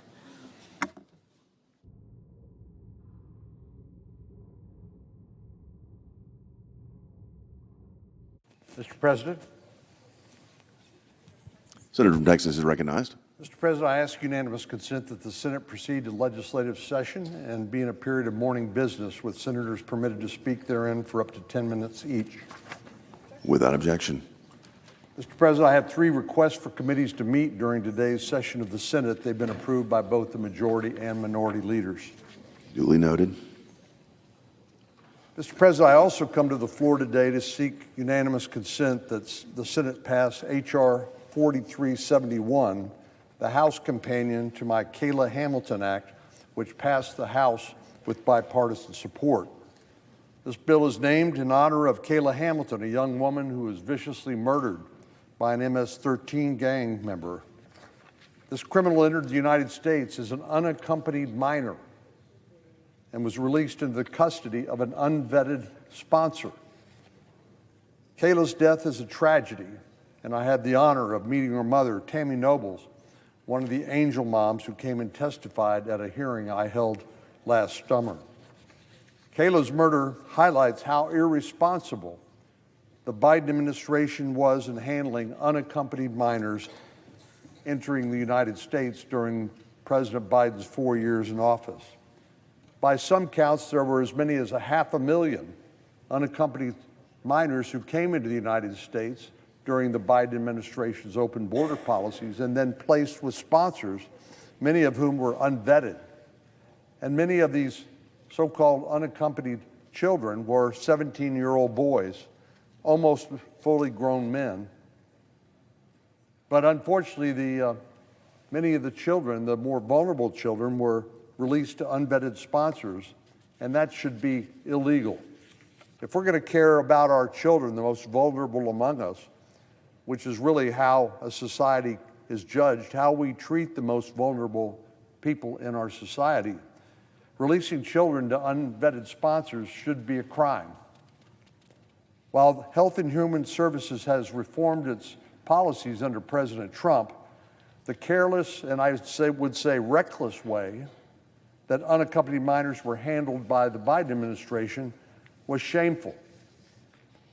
My bill requires HHS, Health and Human Services, to obtain information about potential sponsors and any person who lives in the sponsor's household before a child is placed with them. it was common practice for the Biden administration to so-called vet the named sponsor, but yet not everybody else living in that household who could be a sexual predator, could have a other criminal record, could be a threat, immediate and real threat to that child. But this bill requires HHS to obtain information about potential sponsors and any person, all persons, who live in that sponsor's household before a child is placed with them. And it bars criminal alien sponsors from being allowed to assume custody of these children.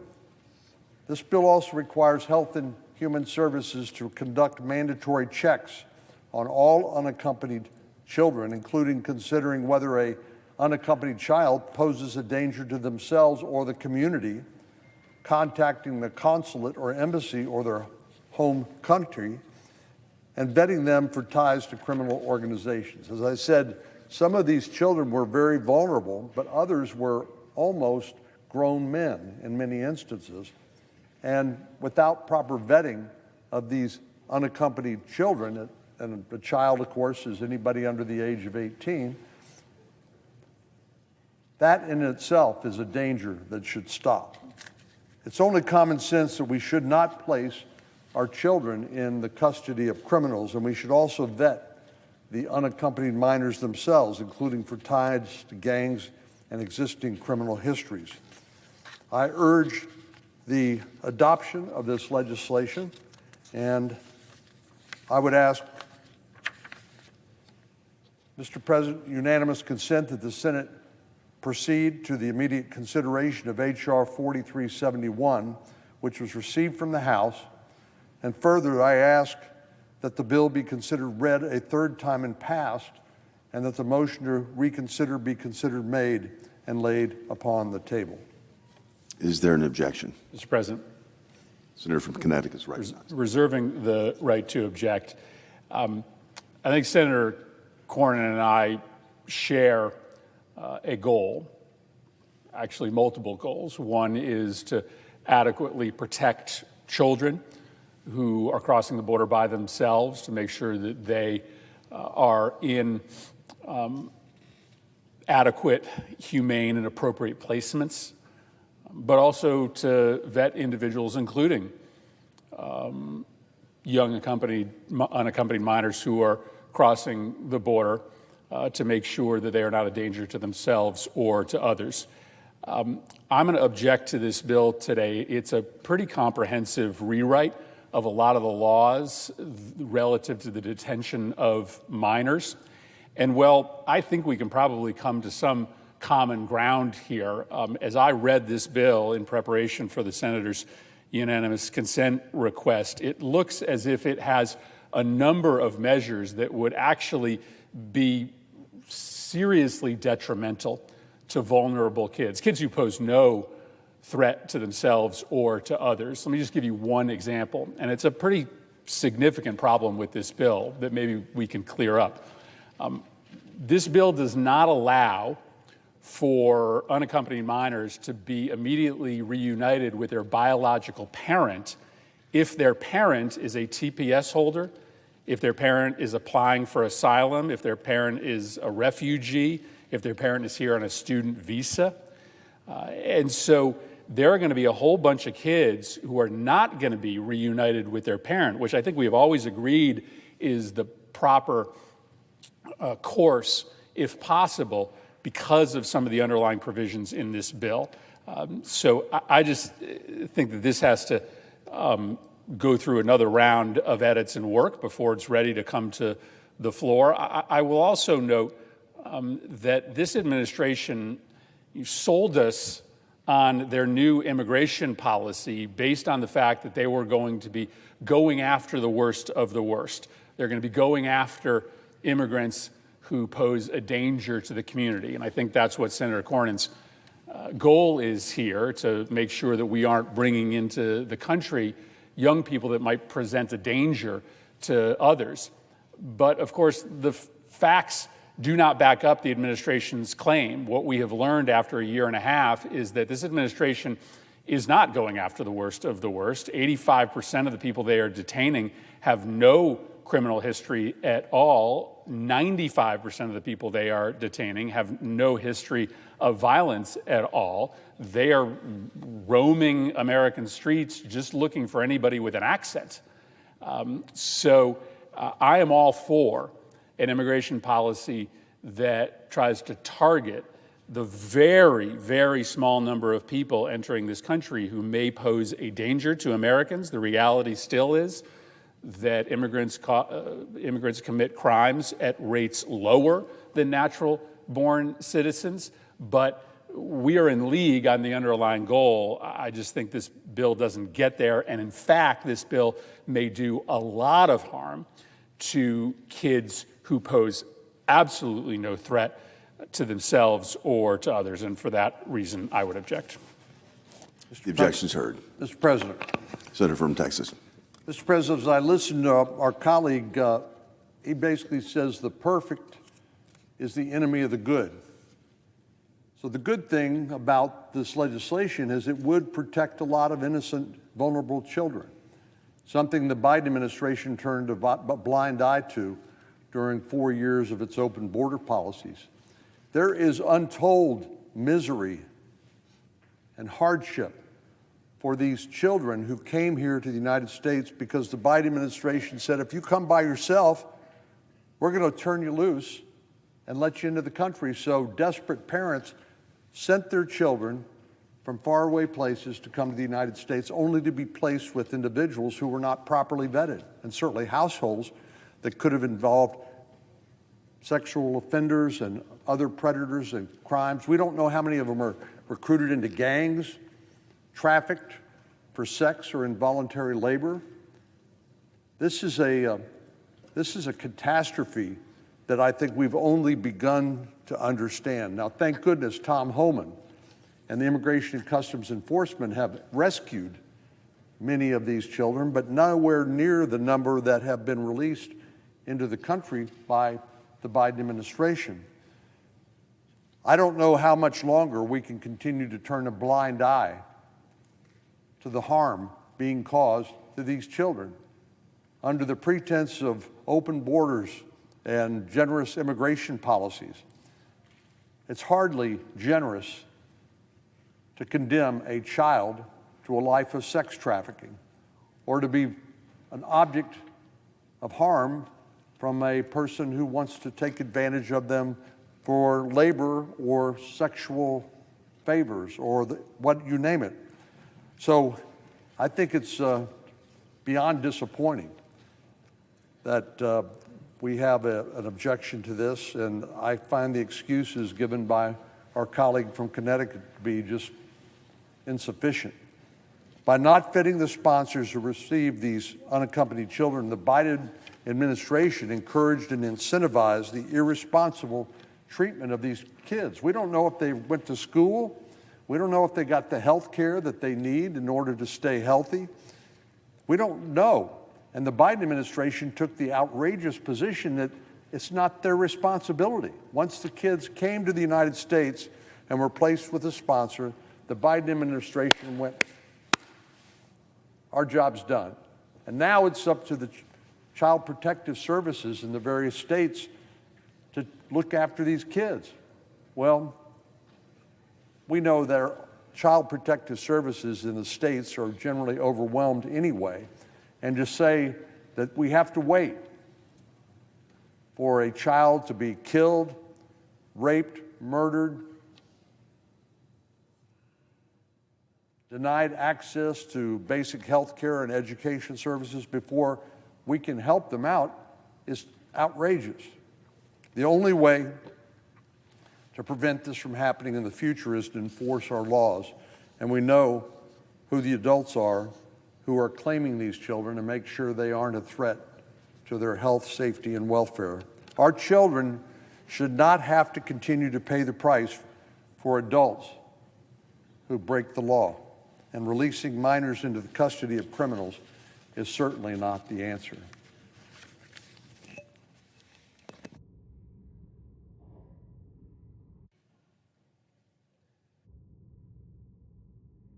President. Senator from Montana is recognized.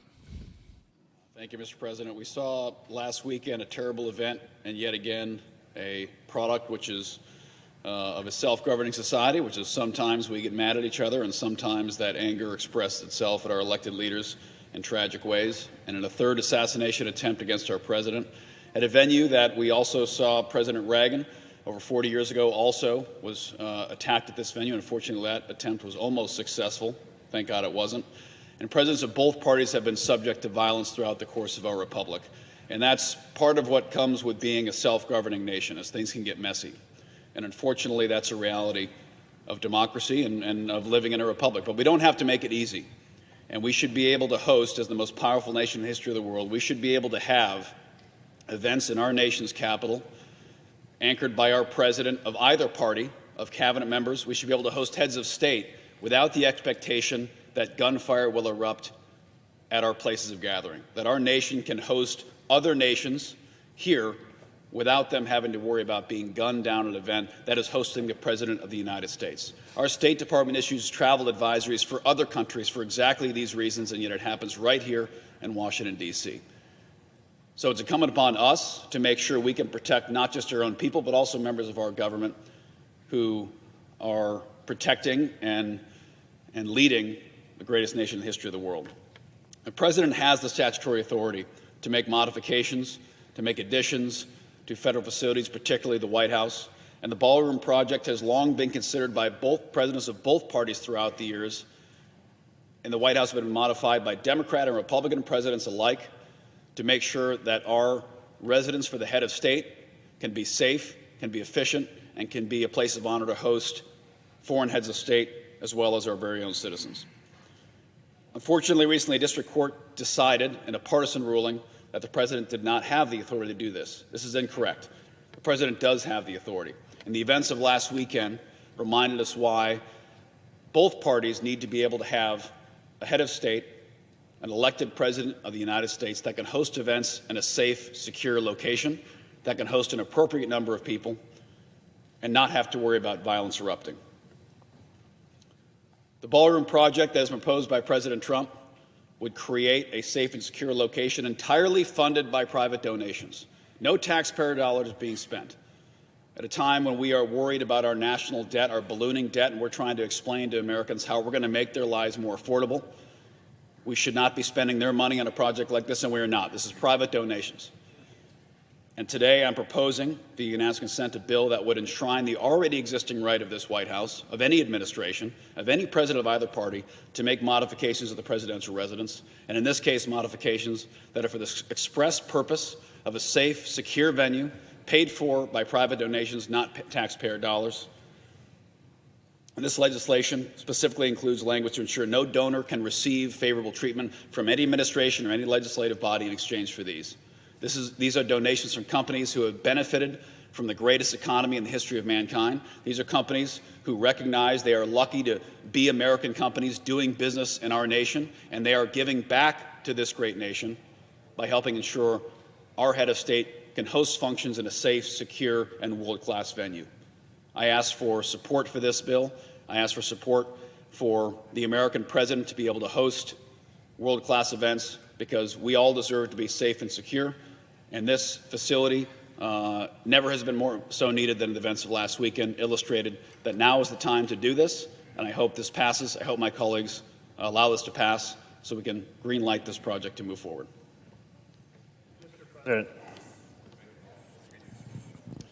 So I ask unanimous consent, Mr. President, that the Senate receive the immediate consideration of my bill, which is at the desk. I further ask that the bill be considered read a third time and passed, and that the motion to reconsider be considered made and laid upon the table. Is there objection? Mr. President. Senator from Oregon is recognized. Reserving the right to object. As the Washington Post has pointed out, this is an all-consuming favorite project of the President's, a massive, giant ballroom to be built on the ruins of the East Wing, the People's House. I certainly agree that security for the President is absolutely essential. But this project was not conceived as a security project. It was conceived as a massive ballroom so large that it turns the White House into an auxiliary dwelling unit. It's like the big mansion is the ballroom, and you have this little tiny house, 1/4 the size that is the White House. That's this gilded project the president was undertaking, to put his Louis XIV, I am a monarch stamp on the presidential grounds. But we took an oath to a constitution that doesn't have a monarch, and it doesn't have a king. And Trump is not Louis XIV. So I have a number of concerns about this. First, my colleague mentioned that it's going to be paid for by private donations. However, a number of his colleagues have been advocating fiercely that it be paid for out of our Treasury. So, certainly, $400 million buys a lot of support for education and housing and health care. 24,000 kids going to Head Start. 52,000 children being able to benefit from child care. And the list goes on. Now, the argument has been made that this would be a great place for state dinners. But we already have a great place for state dinners. We have the state dining room in the White House that seats 140. We have the East Room that seats 200. And state dinners are intimate affairs, appropriately so. A conversation between leaders of our House and Senate and the executive branch, along with the leaders visiting from overseas. Not a massive, let's turn out 1,000 people or more, because of the size of this. Recognize this is 3.6 million square feet, or cubic feet, 3.6 million cubic feet ballroom, more, well, about 4 times the volume of the White House. So, state dinners certainly aren't a justification for this. And when it comes to security, well, the judge that took a look at the legality issues found that there wasn't authority for the president. And in fact, this very bill being proposed by my well-intentioned colleague from Montana creates the legal authority that's lacking. And that's why it's being proposed, to be able to create that framework that makes it possible to overrule the court's ruling. But that judge did find that the security work being done below level could proceed, because that part was related to the president's security. This project is also about, in the president's mind, holding inaugurations. I got to tell you, that's probably one of the worst ideas that President Trump's ever come up with.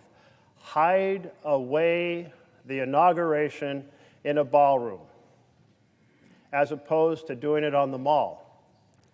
Now, I know that President Trump's very sensitive about the fact that a whole lot more people attended Obama's inauguration than attended his inauguration, so maybe he wants to see those moved inside to avoid any future embarrassment as he ponders whether he's running for a 3rd term, which is not allowed under our Constitution.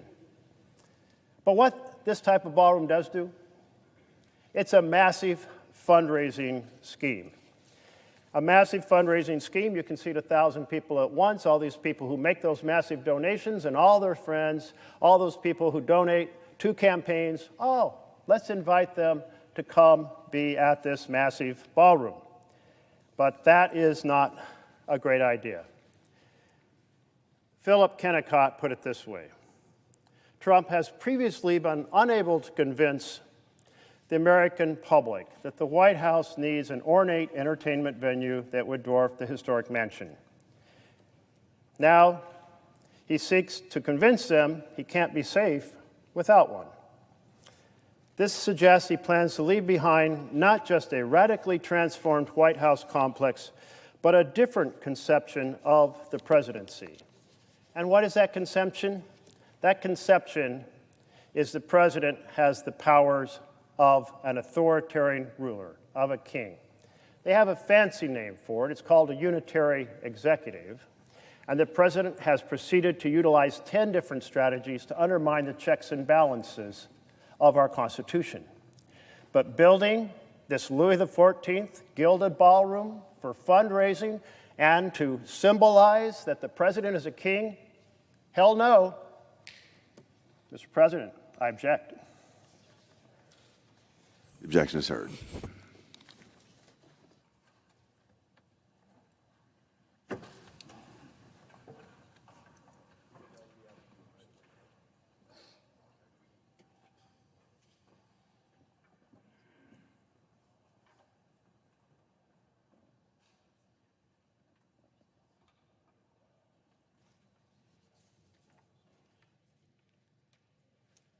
Mr. President.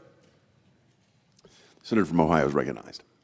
Mr. President, as you know, as somebody who led an incredibly distinguished business career, integrity, confidence are the key building blocks in any institution.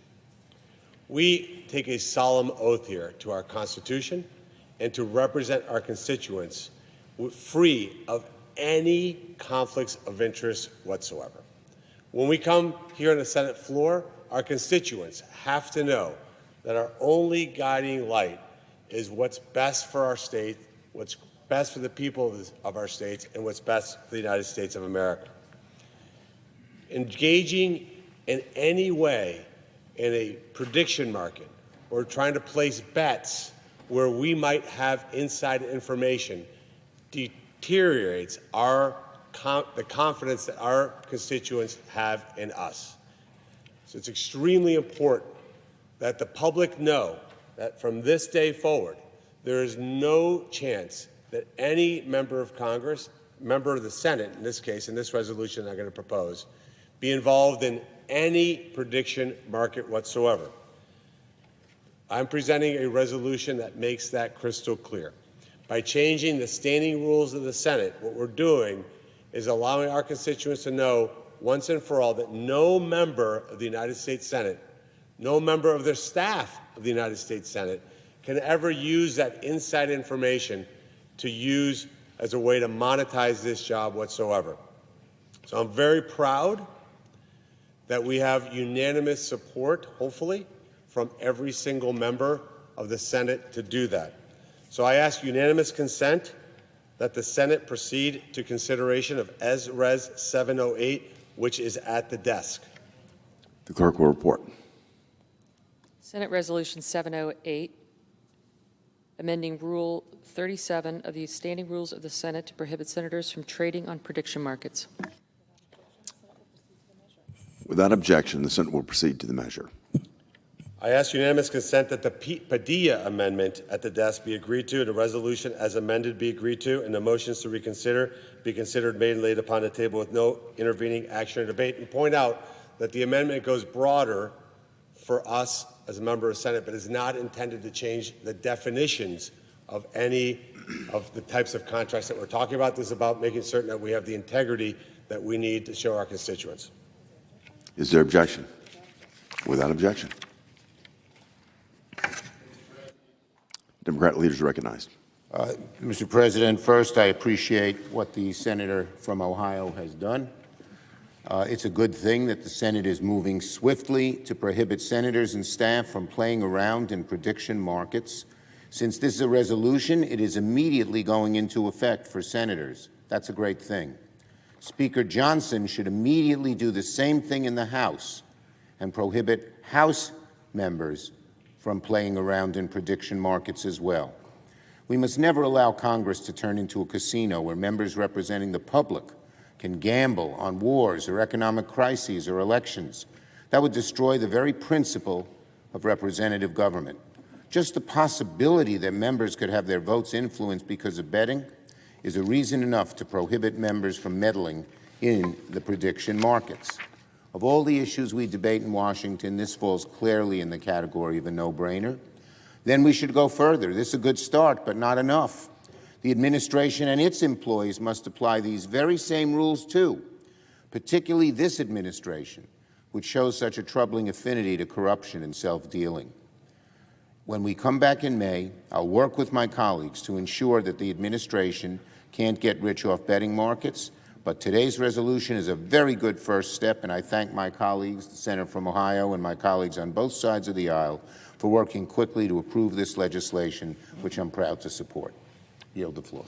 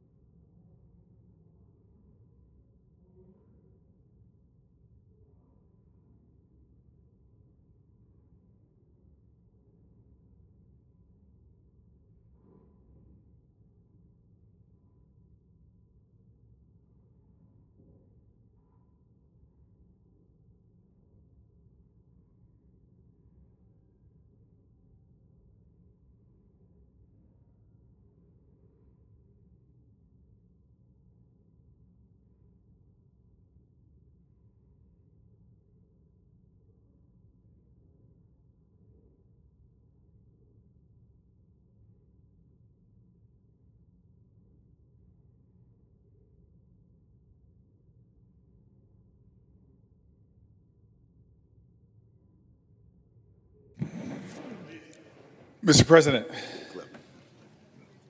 Hello, the Senator from New Jersey. I'm grateful for that recognition, Mr. President. I also know the Senate's running behind, and I wanted to jump in, but I do invite the pages to bring a podium for me when they're ready. The pages so rarely get recognition, but without them, where would we be? I'm grateful if I can get a pound. Thank you very much.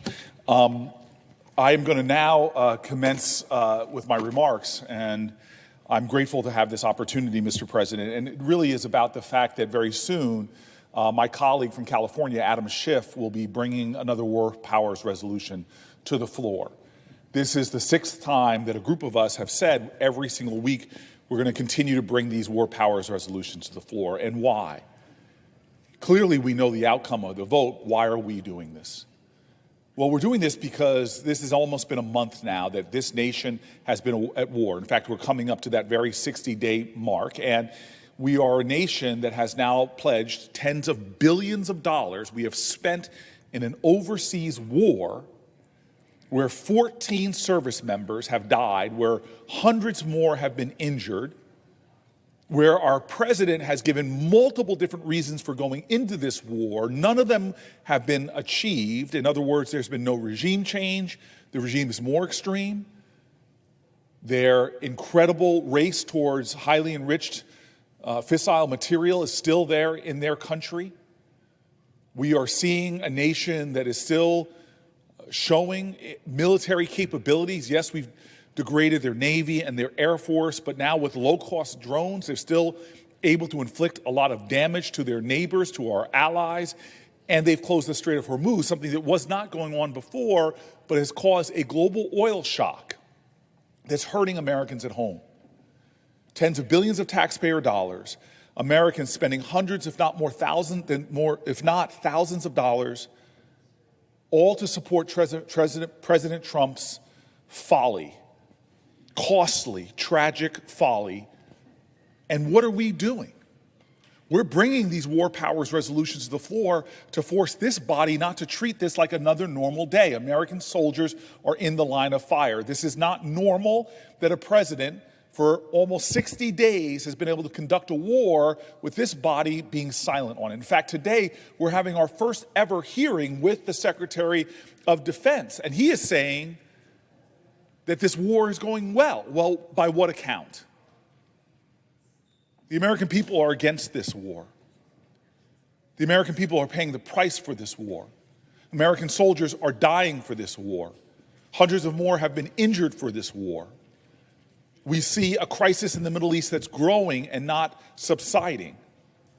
And so this is yet another attempt of us to force this body to confront an ill-gotten war, a war that has pulled us into further and deeper crisis, yet another quagmire in the Middle East. I want to make a couple of points.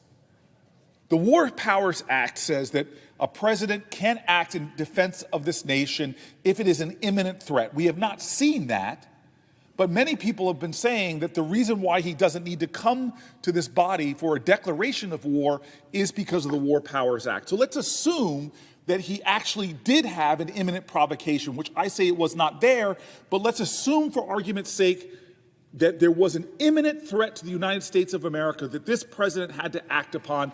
That would have triggered 60 days. The Senate now should be either acting on a war declaration, or the Senate should be waiting for the president to ask for 30 more days. That's the one of the two choices according to the legislation, the law of the United States of America. But just moments ago in an open hearing, we had the Secretary of Defense say, well, no, that 60 days is paused because we're in a ceasefire. That is illogical and not in alignment with the law of our land.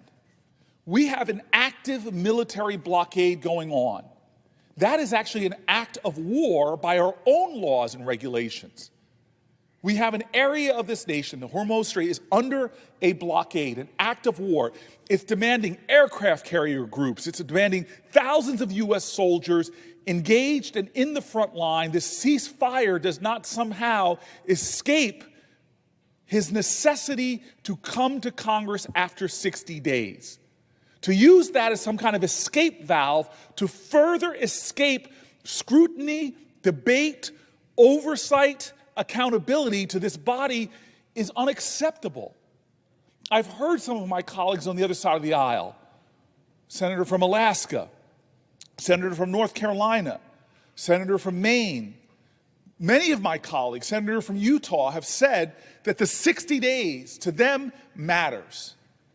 So here is a bipartisan conclusion. We are about to go out on a recess. The question is, what will we do as a body when the president has not come forward after 60 days of this military conflict to ask for any kind of authority?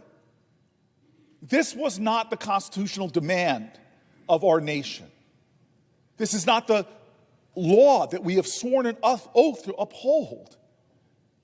This is insanity that we, the most powerful deliberative body in the world that has a constitutional obligation where war powers sit with us, for us to do nothing to demand that the president come before us and make his case and let there be a vote of whether we declare war or not. We are at war. 60 days have passed, and we are still doing nothing. And so I'm going to do everything I can with my colleagues to continue to force this body to confront this failing war where we are losing American soldiers, where hundreds have been injured, where we're spending tens of billions of dollars, where the regime is more radical and more extreme, when they still have the fissile material, highly enriched fissile material in their country, where they have new capabilities that have been exposed, like their ability to cause havoc with low-cost drones, and where they have now choked the Strait of Hormuz, causing shocks around the country. And we are doing nothing? That is unacceptable. I want to make this last point. Donald Trump has engaged us in this war to stop them from getting a nuclear weapon. But remember that in 2015, we had the JCPOA. We had our NATO ally, European allies, Russia, China, and Iran, all agreeing that Iran would, number one, ship out of country their highly enriched uranium, which they did. That all of their enrichment facilities, from Natanz to Fordow, would have open to snap inspections and constant surveillance, which it was. Their mining facilities, they would be under surveillance and snap inspections as well, which it was. Iran's ability to enrich uranium over a certain amount was stopped. And President Trump criticized that deal and ripped it up. And at that moment, Iran raced to enrich uranium that put them closer and closer to breakout. And that was the pretext that Donald Trump said he invaded. It's one of the many pretexts of what he said is the reason why he started this war. Well, he caused that problem, ripped up a deal, and now he is racing to negotiate some way to get back to many of the same aspects of that very deal. This is what the president has done. He created the crisis, declared war to stop the crisis he created, and still has not solved that crisis. This is the great deal maker. This is the person that said they'd keep us out of wars like this, has gotten us into those wars. And now we have no off-ramp while Americans are suffering with higher prices, higher costs, and billions of dollars of taxpayer money that could be used to reduce the deficit, reduce prescription drug costs, reduce the cost of health insurance, or other things that are high priorities for Americans. So today, instead of ignoring this problem, we're going to force a vote. My colleague Adam Schiff will bring forward a War Powers resolution. This is a sad moment for this body. 60 days is about to pass, and we are doing nothing to demand any kind of oversight, any kind of accountability, or even following the War Powers Act by the letter of the law. We're allowing the president to flaunt our Constitution, to flaunt our law. The only thing necessary for the Constitution to be so trashed and broken is for the good people of this body to do nothing. We're about to celebrate 250 years of our nation's history. When the Constitution was created, this body was created, as Federalist Papers number 47 says, to be a check on our president, to ensure that they don't overstep their powers, to assure that they don't abuse their office. That is the constitutional calling for this body. There are soldiers in harm's way right now defending the Constitution with their lives. The least we could be doing here in this body is upholding the Constitution with the moral fiber of our being. Mr. President, I thank you for the recognition, and I yield the floor.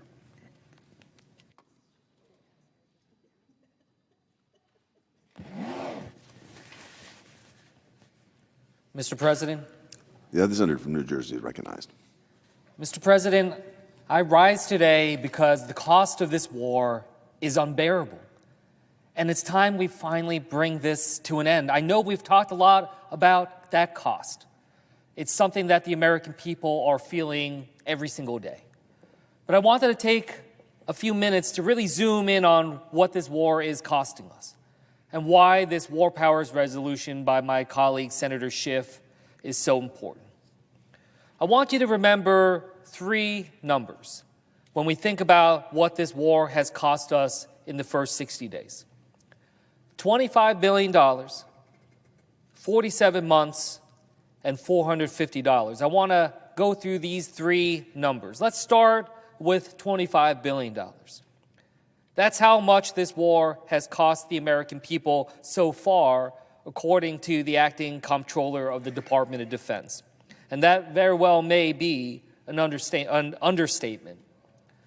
$11.3 billion of that was spent in the first 6 days of this war. Now, for $25 billion, we could pay for a year-long extension of the Affordable Care Act subsidies that the Republicans cut last year. In New Jersey, that would mean that the nearly 70,000 people so far who had dropped their health insurance plans could afford them yet again. We could easily restore full funding to the National Institutes of Health, which was cut by nearly 20% in this recent Trump budget. That's billions of dollars on medical research for cures for cancer, Alzheimer's, and other diseases that are hitting our families and our communities hard. If we let this war go on for another 60 days, we are telling the American people that this choice of war without purpose or end matters more than their health and their families. Now let's go to this second number, 47 months. That's the time it takes for a Tomahawk cruise missile to be contracted, manufactured, and deployed. Over the course of this war, we've used more than 1,000 Tomahawks. We've used more than 1,000 Patriot missiles. One of the most critical systems that we use to protect our forces as well as civilian populations. We've used hundreds of other precision munitions that are critical in our larger global defense, including in deterring Chinese aggression across the Indo-Pacific. The cost of this war isn't just the incredible cost it would take to replenish these munitions. Now, more than $2.5 million per Tomahawk, more than $15 million for THAAD batteries, which are critical against ballistic missiles. What we're also seeing is that it's a cost of time in losing momentum, in making sure that we maintain deterrence and project security and stability around the world. Finally, this last number, $450. Last week, that's how much more the Center for American Progress projected the average American family will have to pay to fill their tank over the next year because of the rise of gas prices. And one of the more shocking and eye-opening statements and statistics that are out there is that right now nearly 40% of Americans say that they can't afford a $400 emergency. That's the world that we live in right now. Mr. President, this is an emergency. And if you think $450 is a lot, this figure was calculated last week when the average gas price in the United States was $4.02. Today, it's $4.30. Prices are going up, and we've seen negotiations go absolutely nowhere. This administration has failed to take them seriously, and it's the American people, our families, and our small businesses who are paying the price. We can't continue to put the cost of this war on the American people.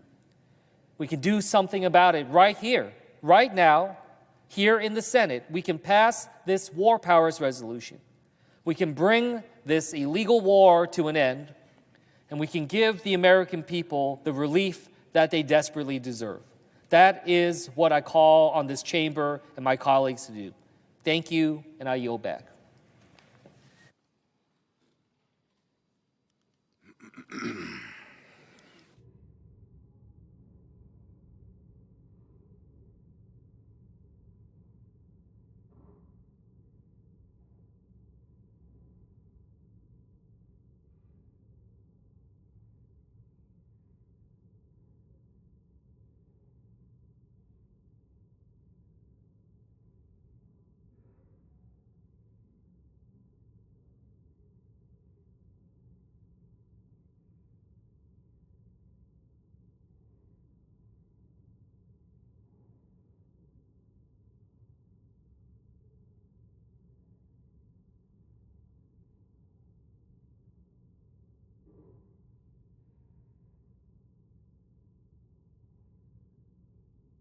Mr. President.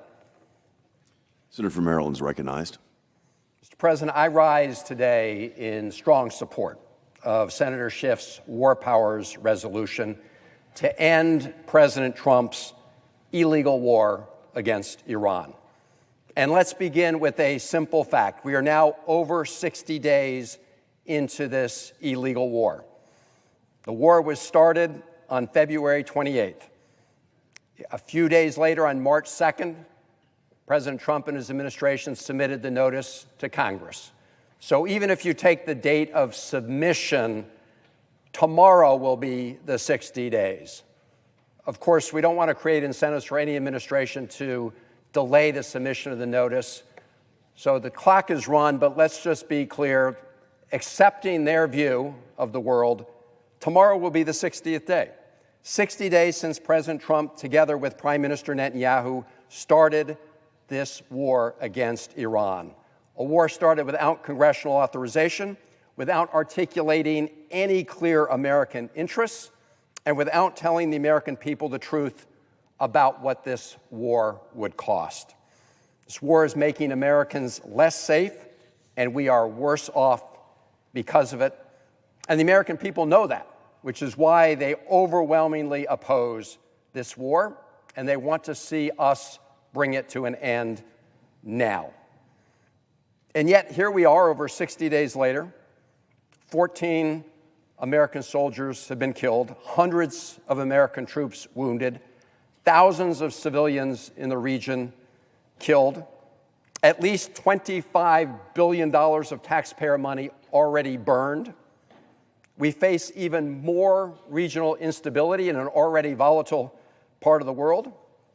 And we have an administration that cannot explain what it is they're trying to achieve. They can't explain it today. They couldn't explain it the day they started the war. In fact, over the last few weeks, President Trump has repeatedly pledged that the war would be resolved quickly, a promise that he has made and then broken many times. In fact, you may recall, colleagues, it was over a month ago that President Trump declared that we had won. Quote, "We won," he said. Well, if we won, what the hell are we doing there? And the reality is, we haven't won anything. Negotiations to end it are off again, then they're on, then they're off. Of course, a big part of these negotiations is about reopening the Strait of Hormuz, which was open the day before this war started. And now, reportedly, the president is preparing for an extended blockade of Iran, prolonging a conflict that has already driven up prices daily in the United States. We just saw that average gasoline prices have reached a 4-year high in the United States. He's also kept American service members deployed overseas for record-breaking periods and expended a huge amount of munitions, creating shortages in our supply elsewhere. So what's the plan? What is the plan? Just to pursue an open-ended blockade costing taxpayers billions of dollars, in fact, $1 billion a day, and further jeopardizing the global economy, offering no clear path to ending the war? Sometimes President Trump says that this war was to prevent Iran from getting a nuclear weapon. Well, this is the president who tore up the Iran nuclear deal, or JCPOA, that was negotiated by President Obama, which kept Iran from obtaining a nuclear weapon and had probably the most intrusive inspection regime in arms control history. And last year, before President Trump started this war, his own DNI said that Iran was not pursuing a nuclear weapon. And of course, after the military operations in June of last year against Iran's nuclear program, President Trump told the country that Iran's nuclear program was, and I quote, obliterated. I also think it's worth reminding people what Citizen Trump said back in 2011, because it's revealing as to the president's mindset. We know that this president often engages in projection. Here's what he said back in 2011 about then President Obama. He said, and I quote, "Our president will start a war with Iran because he has absolutely no ability to negotiate. He's weak and he's ineffective, so the only way he figures that he's going to get reelected, and as sure as you're sitting there, is to start a war with Iran," end quote. Citizen Trump back in 2011 about President Obama. Well, President Obama negotiated an agreement to prevent Iran from obtaining a nuclear weapon. President Trump in his first term tore it up. But here's Donald Trump essentially telling us what he thinks. Obviously, Donald Trump couldn't negotiate a deal with Iran. And so he started a war with Iran. Exactly what he was claiming that President Obama would do, because he claimed President Obama didn't have the skills to negotiate an agreement to prevent Iran from getting a nuclear weapon.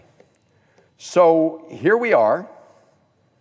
Just to recap, the president started a war to stop what he had called an obliterated nuclear program and to reopen an international waterway that was open before he started the war. And since he started this war, along with Prime Minister Netanyahu, The justifications have been inconsistent and ever-changing, zigzagging here and there.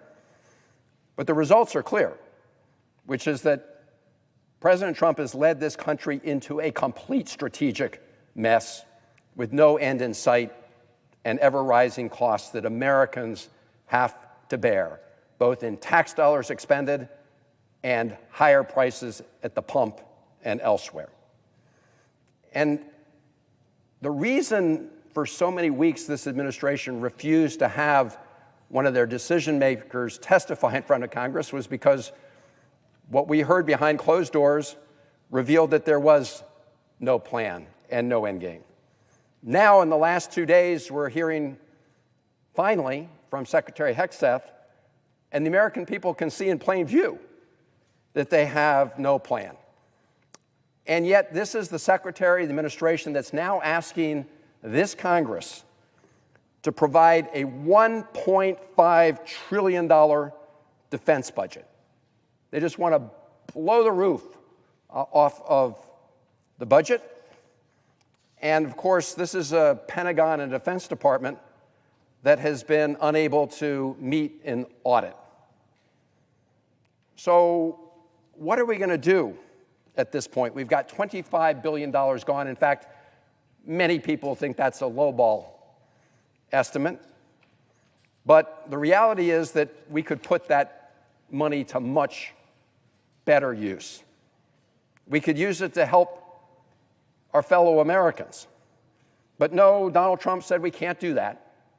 We don't have the resources for that because we need the resources for this war, a war he said he would never start. In fact, what he said is, and I'm quoting, "It's not possible for us to take care of daycare and Medicaid and Medicare, all these individual things, because we're fighting wars." The wars he said he would never start. Well, maybe higher gas prices don't matter much to President Trump and his billionaire buddies and the biggest billionaire cabinet in American history by far. Maybe they don't care about higher gas prices, but I can tell you, Mr. President, Americans who are going to fuel their cars at the pump, they care. They're the ones bearing the burden here in America of this illegal Trump war. And we also know that we are burning through our munitions at a very rapid rate, munitions that should have been reserved for real national emergencies that we might face elsewhere in the world. We also heard something very disturbing again from Secretary Hegseth when he testified in the House yesterday, which is his utter contempt for the guardrails we put in place to prevent civilian harm in war. That's why I led nearly the entire Democratic caucus a few weeks ago in demanding answers and accountability on the U.S. airstrike that hit an elementary school in Iran, killing over 175 people, most of them children. But Secretary Hegseth, he's dismissive of all of these concerns. In fact, he said that the rules of engagement were, quote, stupid, unquote. Rules designed to prevent innocent people from getting killed in war. He should never have been nominated, he should never have been confirmed, and he should be relieved of duty today. And how can we trust an administration with additional funds when they so brazenly say they don't want to comply with rules designed to prevent civilian harm, which in the long run are also designed to help protect the lives of our troops? And yet they're asking for more money and more resources, and all without any congressional authorization to go into this war. Now, I want to just say something about the War Powers resolution here, because as I cited at the top of my remarks, we're now 60 days into this war.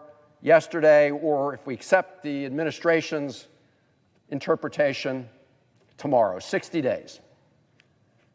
Now, Under the War Powers Resolution, the president doesn't have the authority to start a war and fight a war for 2 days, 3 days, 4 days, let alone 60 days.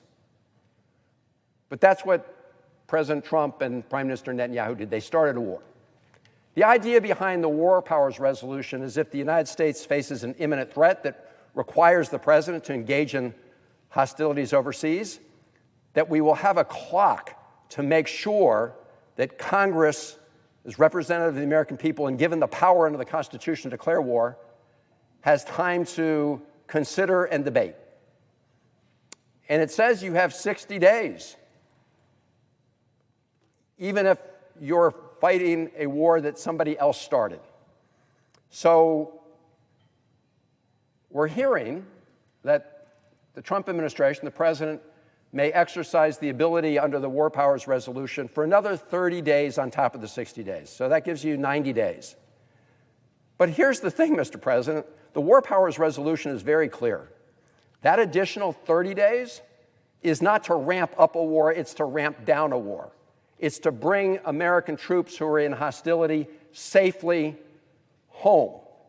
And yet here we are around the 60th day, and President Trump reportedly is contemplating upping the tempo of the war, increasing strikes against Iran. That is a gross violation even of my Republican Senate colleagues' interpretation of the War Powers Act.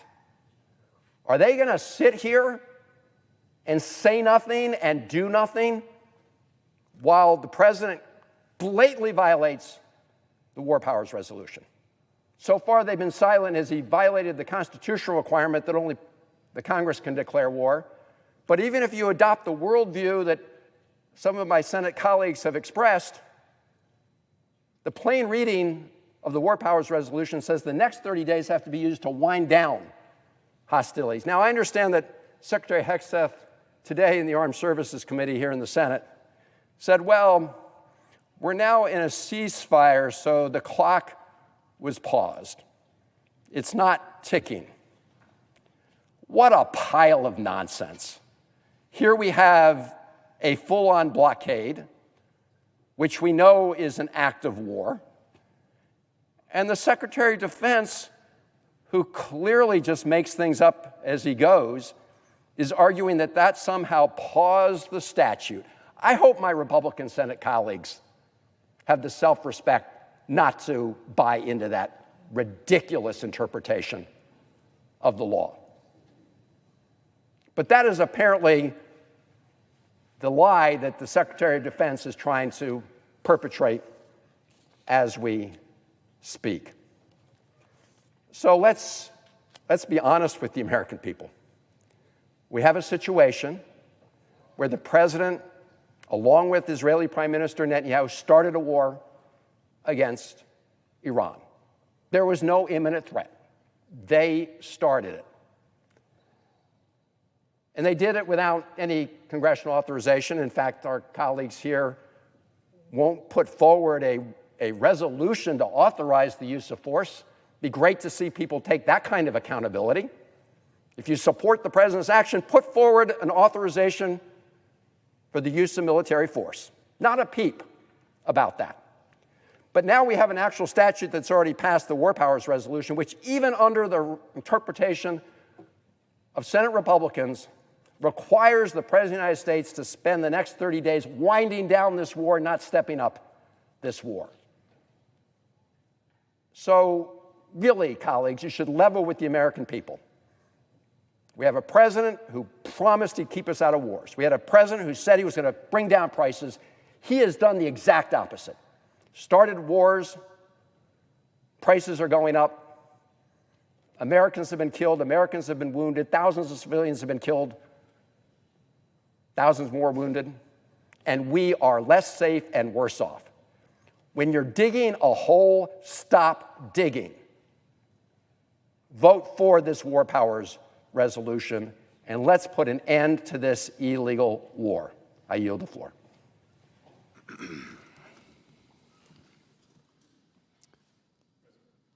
Senator from Connecticut is recognized. Mr. President, I want to thank Senator Schiff for bringing another war powers resolution before this body. I've lost count on how many votes we have had, but we are doing this for one reason and one reason only. The Republican majority refuses to do its constitutional and statutory responsibility. The Constitution says we declare war. The president doesn't get to make war without the consent of Congress. And our founders were very intentional in vesting that power in us. They did not want an unchecked runaway executive being able to make war overseas without the consent of the people. And I hear in Senator Van Hollen's voice his anger. I think we all are angry that our colleagues are not allowing this body to do its job, but we are also angry that the cost of this war is not being borne by members of the United States Senate, is not being borne by Donald Trump's billionaire and corporate friends. The cost of this war is being borne by American consumers, by American small businesses, by American farmers. And so I just want to spend my few minutes updating you on what the state of the American economy and what the state of the global economy, inextricably linked to the American economy, is today, 60 days after this illegal war began. The scoreboard is gas prices. Americans today are paying, on average, about $4.30 a gallon. Gas prices are up 20 to 30% from the beginning of the war. The price of Brent crude is now over $120 a barrel compared to $70 before the war. The only reason that gas prices have gone up by 20 to 30% is the war. That's the only reason that Americans are paying those extraordinary amounts at the pump. And let's just put this in real terms. If you're a commuter in this country who, has a longer than average commute, you are probably buying somewhere short of 1,000 gallons a year in auto fuel. And so when the price jumps by $1, and it may soon jump by $2, that's $1,000 to $2,000 out of your pocket. Okay, 30 to 40% of American families are living paycheck to paycheck.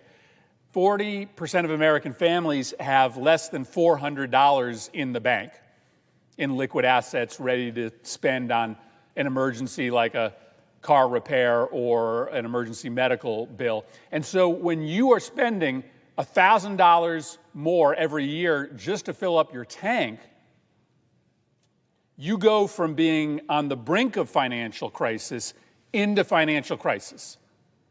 And again, this isn't bad luck. This isn't a natural disaster. Donald Trump chose to increase gas prices in this country to $4.30 a gallon. Diesel prices are up even more. Diesel prices are up 50%. This is the fuel that America's farmers and America's trucking industry uses. And our farmers were already dealing with the consequences of tariffs. 70% of farmers right now in this country say that they will not have enough money in order to plant the next crop because the tariffs and the diesel prices are putting many of them out of businesses. Bankruptcies of farms are up almost 50% from before when Trump was president. Inflation was 2.8% before the war, well above the Federal Reserve's target. It is now 3.5%. That's an extraordinary increase, largely driven by fuel costs, but the costs of everything else are coming. Cost increases for everything else are coming very soon as well. Airfare prices up by 25%. So if you're online right now looking to book a ticket for your family's vacation, if you're planning far ahead and booking tickets for Thanksgiving or Christmas, you're paying 25% more than you would have paid before the war. Reason for higher airline prices? The war. But this crisis is spiraling around the world because oil, $120 a barrel, is what fuels our fabrics and clothing industry globally. So the cost of polyester and nylon is going up and up and up. And so in the sewing hubs of Bangladesh and other countries that send product to Walmart, where a lot of Americans buy their clothes, we're starting to see production interruptions because of the high price, increasingly high price, of the components of fabrics. In Singapore and Taiwan, it's becoming more expensive for companies to produce medical devices like syringes and catheters because of the high increasing price of plastic. Aluminum prices have been rising ever since the war in the Middle East started because of attacks on aluminum smelters in Iran and other Gulf countries. Helium, a product that is produced in the Middle East, the price going through the roof. And so the semiconductor manufacturing industry globally is facing shortages because helium is an important product for semiconductors. So it's not just gas prices. You are about to see a spike in the cost of technological products, automobiles, fabrics, clothing, medical devices. Everything is getting more expensive because of one person's insane decision. No president, Republican or Democrat, prior to Donald Trump, made the decision to invade Iran, to launch a full-scale war against Iran, because they were told the consequence of doing that is the closure of the Strait of Hormuz, and there is no military response by the United States that will reopen the strait. And so every president prior to Donald Trump, whether they were Republican or Democrat, decided not to wage a full-scale war on Iran because they knew one of the consequences would be the meltdown of the American economy and the meltdown of the global economy. And it would be not billionaires and big corporations that would pay the price. It would be regular Americans, regular minimum wage Americans, middle-class Americans who would pay that price. And so as we head into the summer and the price of everything for American consumers gets higher and higher, their summer travel, their plane tickets, their clothing, their groceries, there is only one person to blame, Donald Trump, and there is only one party to blame, the Republican Party, which could choose to join us and vote for one of these resolutions to end the war, to allow us to get back to a point where prices are coming down instead of spiraling upward. This is a choice that our Senate Republican colleagues make every week, to vote for continuing this war and for continuing this disastrous price escalation on ordinary Americans. I yield the floor.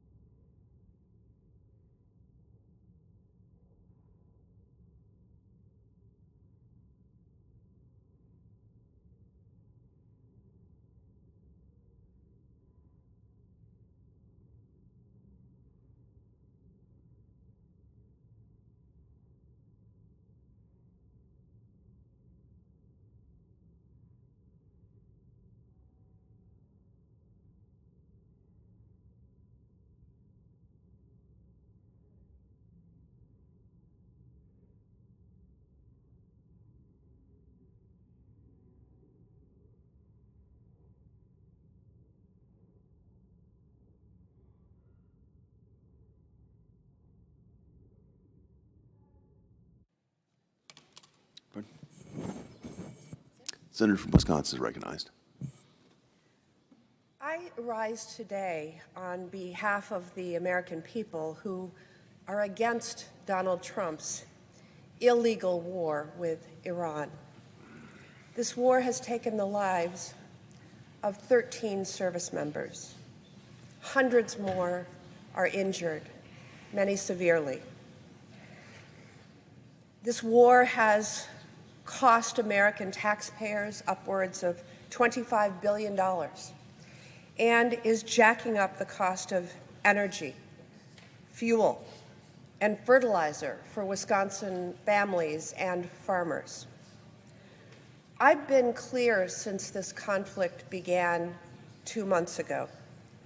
President Trump did not have the authority to start this war with Iran. We were not under attack from Iran. We were not under imminent threat of an attack from Iran. Therefore, President Trump was required to ask Congress, the people's branch, for authorization. The Trump administration should have made the case to us and to the American people for why an all-out war with Iran was worth it. But the Trump administration did not follow the law. Donald Trump dragged the United States into a war of choice without a clear explanation. It happened without open hearings or public debates or a timeline. He started a war with Iran without a clear reason or plan to get us out. That's why we're still at war 2 months later. The Trump administration keeps saying that this will not be another endless war. But this administration still hasn't committed to a timeline for getting us out. I've watched my Republican colleagues bend over backwards to explain why they have abdicated their duty to be a check on President Trump. But even if this war of choice was allowed under law, Congress still has to play a role. I wholeheartedly disagree with my Republican colleagues who said Trump could wage this war for 60 days without getting Congress's approval. But regardless, that clock that they just set up has run out. We are coming up on 60 days since the President notified Congress of military action in Iran. And as Republicans keep telling me, that deadline matters. On the 60-day mark, President Trump must cease military action or receive congressional authorization. My Republican colleagues know this. They have said as much, calling this deadline a big deal and a trigger that requires Congress to act. So, here's Republicans' chance to act. You said the president had 60 days to wage a war and that he needed Congress to sign off. Well, it's been 60 days.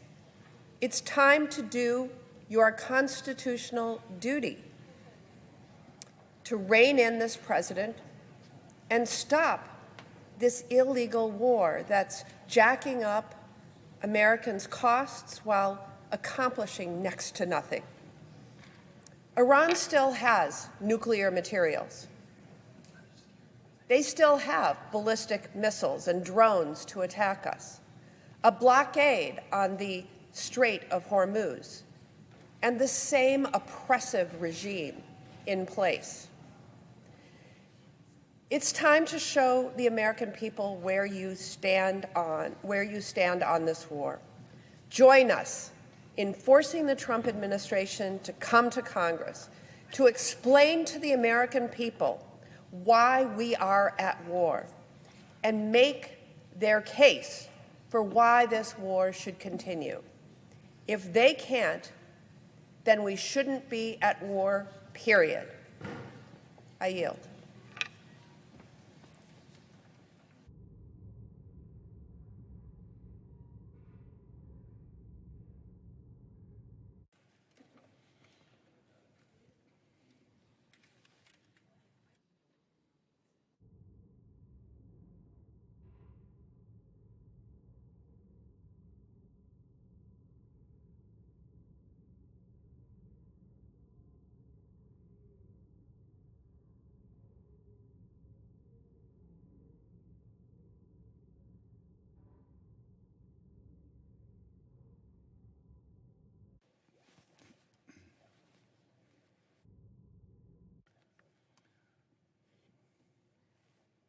Mr. President,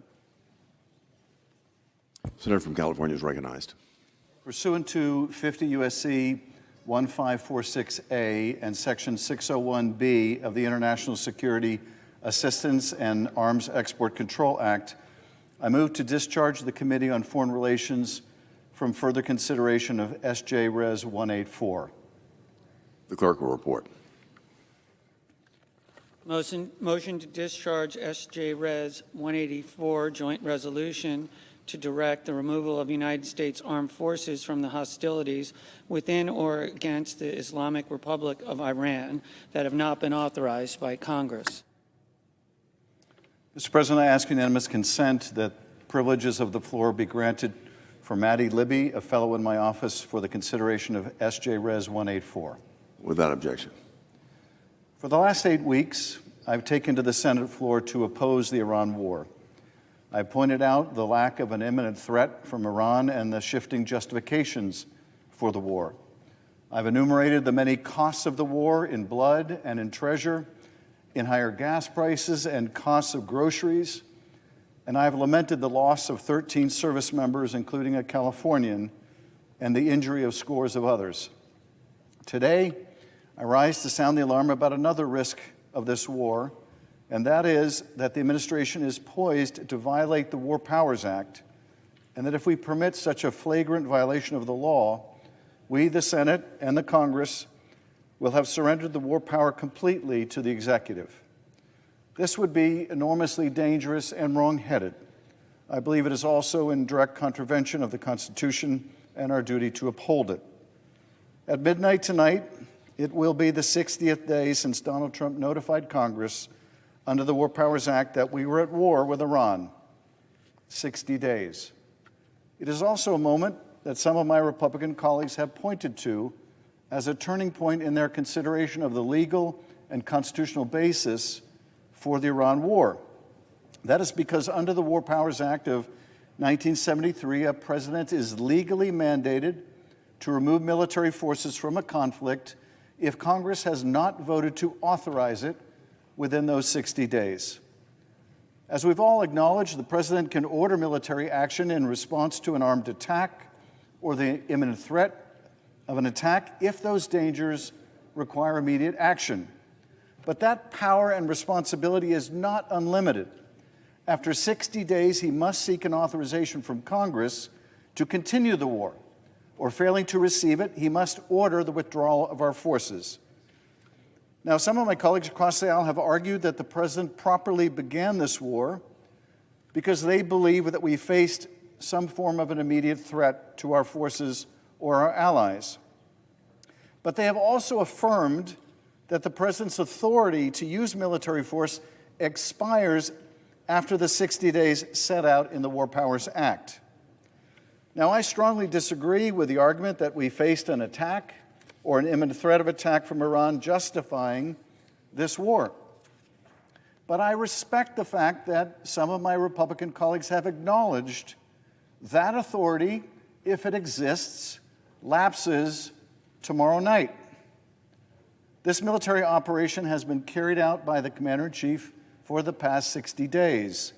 We have multiple carrier strike groups, tens of thousands of service members, pilots and sailors and soldiers and Marines, all serving halfway around the world and now for 60 days.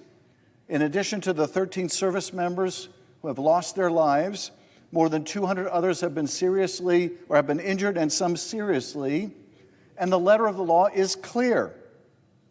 This is what the act says.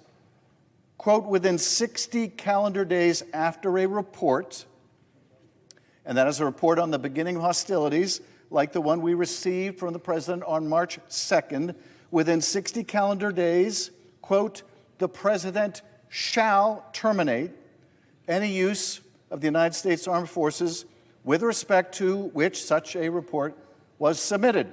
Shall terminate. That is, quote, unless the Congress has declared war or has enacted a specific authorization for such use of United States Armed Forces. Now, this is important. The law does not turn on the introduction of an authorization to use force, or committee consideration of such an authorization, or even a Senate floor vote on an authorization.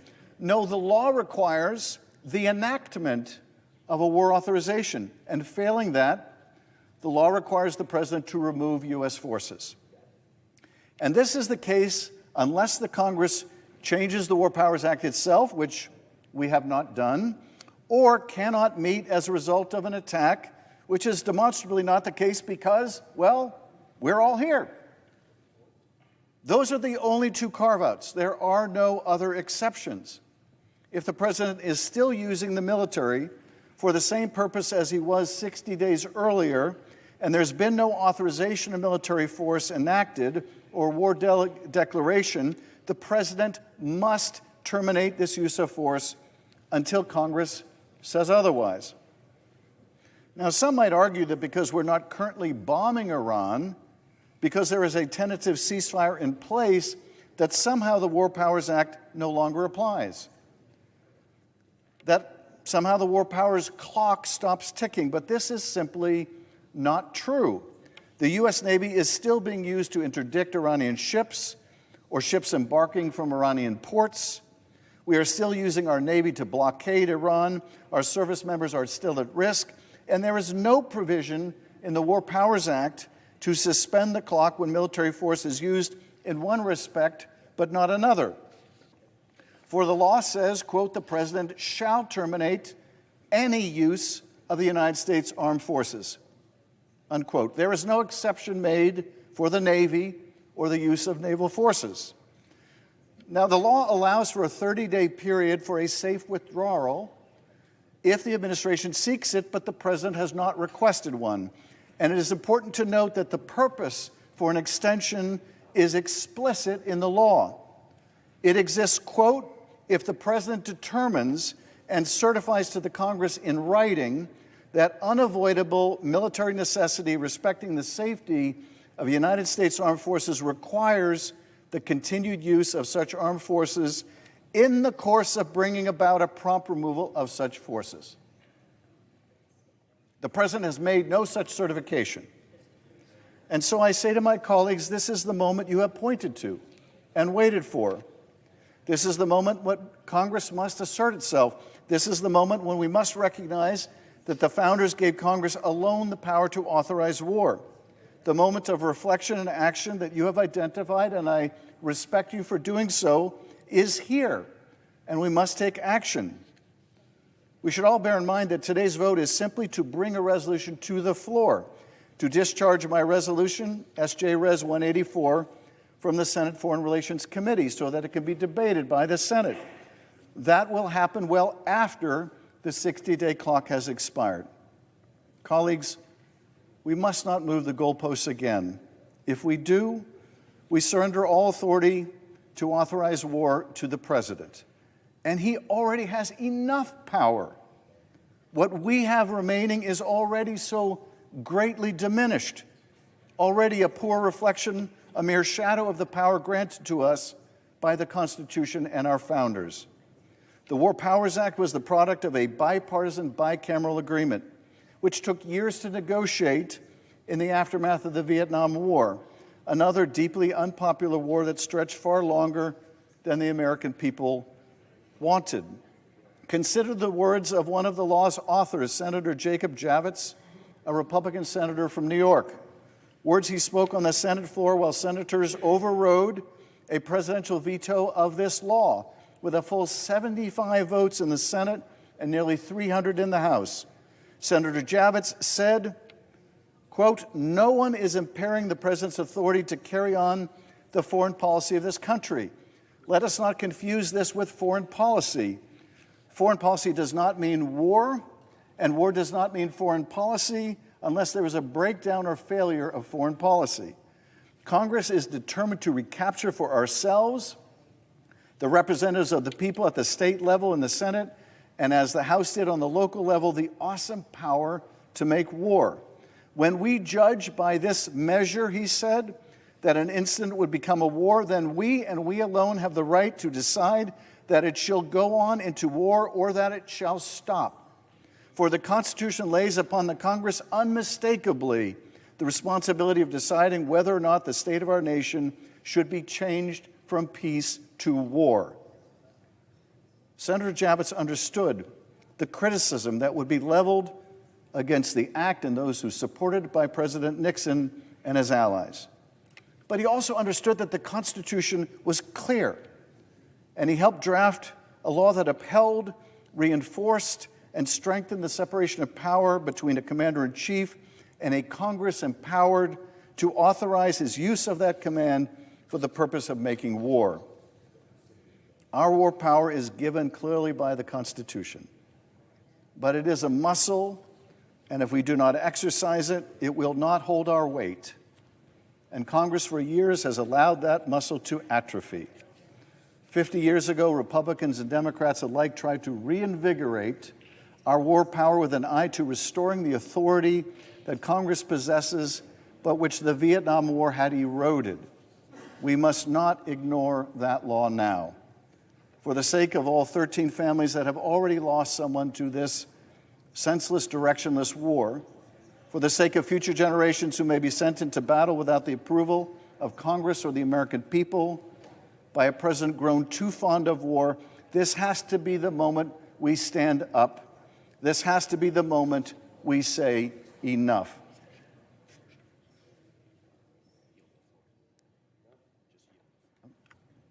I yield the floor, Mr. President. The Democrat leader is recognized. Mr. President, in just a few hours, it'll be 60 days since Donald Trump officially notified Congress he was dragging us into one of the most foolish foreign misadventures in American history. Pete Hegseth can't just hit the pause button on that countdown, not when American troops are in harm's way. For 60 days, Trump has blundered, stumbled, and straggled through this mess of his own making. For 60 days, prices on everything from gas to groceries have soared at a rate not seen in years. For 60 days, military families have stayed up at night praying their loved ones won't join the ranks of the brave 13 American service members killed and nearly 400 wounded. And after 60 days, Republicans have sat idle. Well, I say to my colleagues, time's up. Republicans, stop sitting out. Start speaking up. The American people have had enough. They've been calling for peace for weeks. Americans literally cannot afford this war drag on, not when gas costs $4.30 a gallon, $4.30 a gallon, and inflation just hit a record for over 3 years for 3.5%. Higher inflation than we've had in a long time, and that means people pay more for just about everything. This sixth vote on the Democratic War Powers Resolution is different than the first 5. The 60-day threshold of war powers is upon us. No more dodging, no more hiding, no more shirking. Republicans need to help us end this illegal, costly war. They should have done it long ago. The most important vote a senator can take is on matters of war and peace. I owe our Republican colleagues to show an ounce of courage our brave members are showing in the field every day as this war continues, and to do what's right. Do your duty. Yield the floor. Mr. President, further debate? Is there further debate? If not, the question is on the motion to discharge. Mr. President, I ask for the yeas and nays. Is there a sufficient second? There appears to be. Clerk will call the roll. Ms. Also-Brooks, Mr. Armstrong, Ms. Baldwin, Mr. Banks, Mr. Barrasso.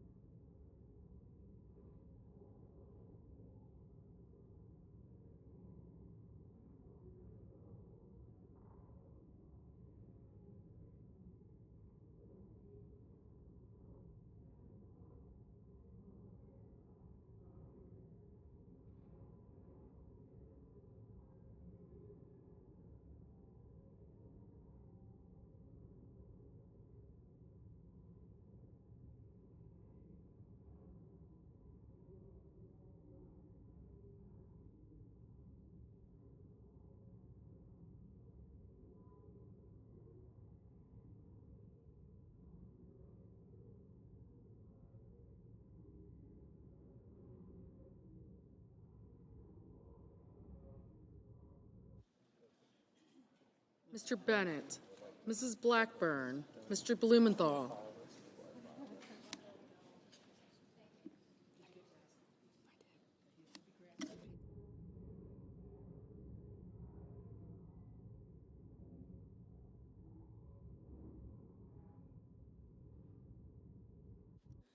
Mr. Blumenthal, Ms. Blunt Rochester, Mr. Booker, Mr. Bozeman, Mrs. Britt, Mr. Budd, Ms. Cantwell, Mrs. Capito.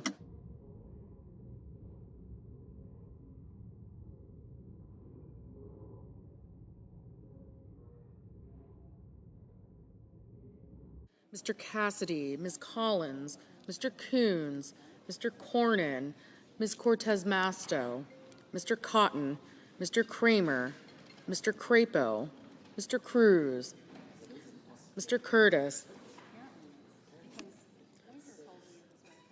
Mr. Daines, Ms. Duckworth, Mr. Durbin, Ms. Ernst, Mr. Fetterman, Mrs. Fisher, Mr. Gallego, Mrs. Gillibrand, Mr. Graham, Mr. Grassley, Mr. Haggerty, Ms. Hassan, Mr. Hawley,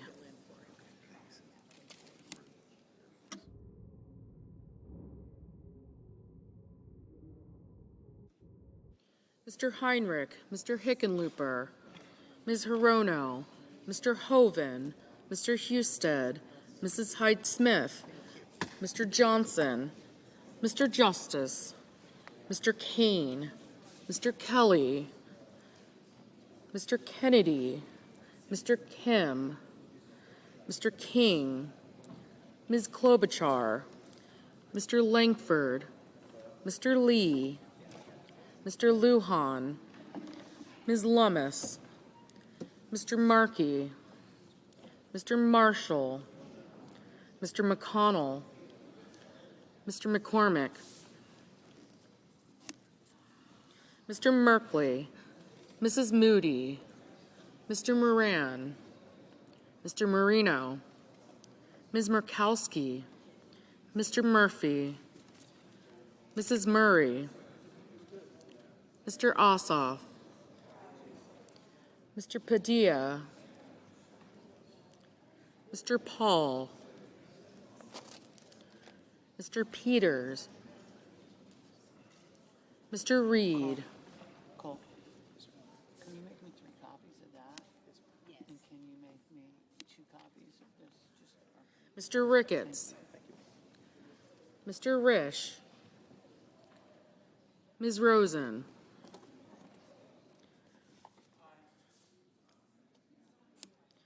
Mr. Rounds, Mr. Sanders, Mr. Schatz, Mr. Schiff,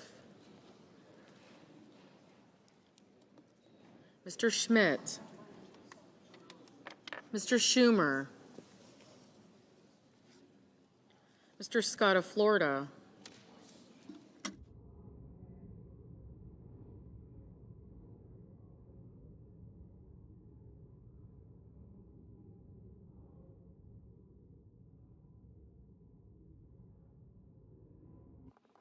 Mr. Scott of South Carolina,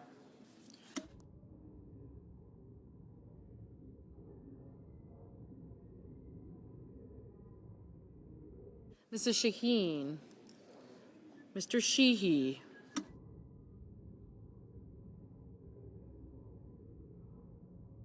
Ms. Slotkin, Ms. Smith, Mr. Sullivan, Mr. Thune, Mr. Tillis,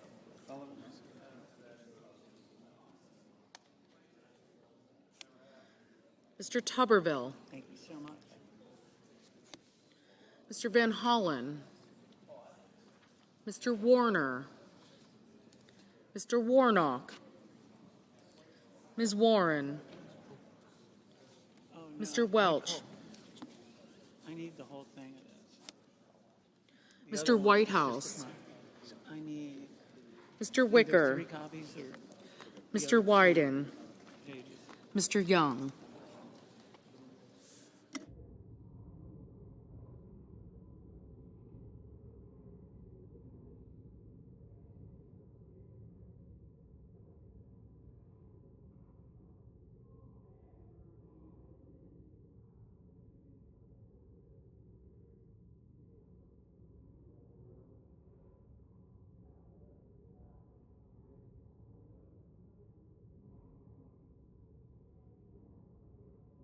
Senators voting in the affirmative: Alsobrooks, Baldwin, Blunt Rochester, Booker, Cantwell, Collins, Coons, Gallego, Gillibrand, Hassan, Heinrich, Hickenlooper, Hirono, Kelly, Kim, King, Klobuchar, Markey, Merkley, Murphy, Paul, Reed, Rosen, Schatz, Schiff, Shaheen, Van Hollen, Warren, Whitehouse, and Wyden. Senators voting in the negative: Armstrong, Barrasso, Bozeman, Budd, Capito, Cornyn, Cotton, Cruz, Curtis, Ernst, Fetterman, Fisher, Grassley, Haggerty, Hoven, Husted, Hyde-Smith, Johnson, Langford, Lee, Lummis, Marshall, Moody, Murkowski, Ricketts, Risch, Rounds, Schmidt, Scott of Florida, Sullivan, and Tillis. Ms. Duckworth, aye. Mr. Marino, no. Mrs. Britt, no. Mr. Crapo, no.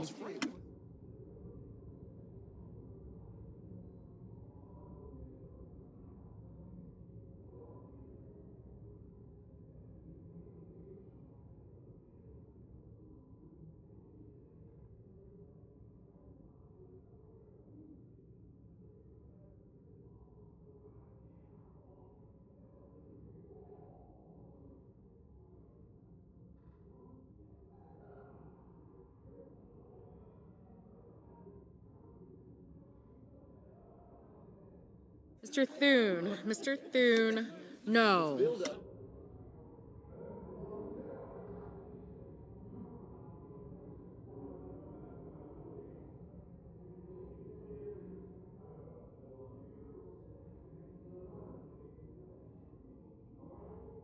Mr. Wicker, no.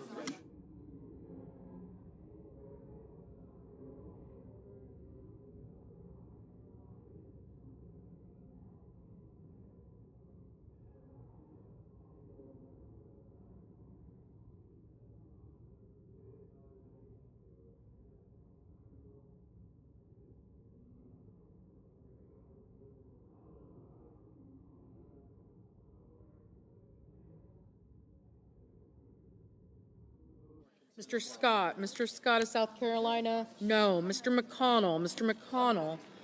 No.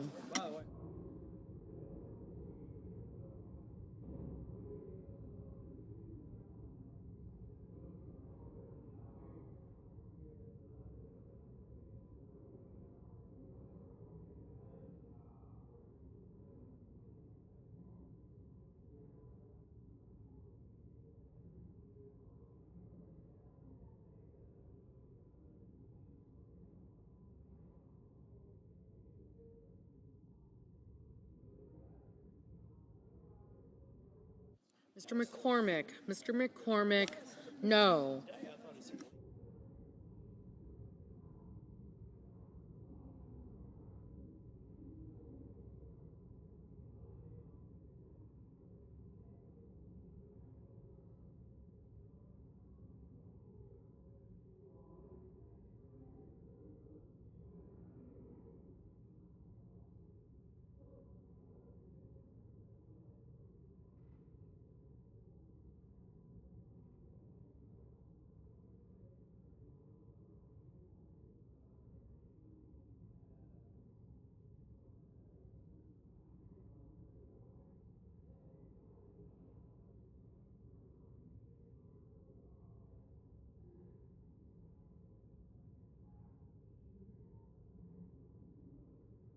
Mr. Cassidy. Mr. Cassidy?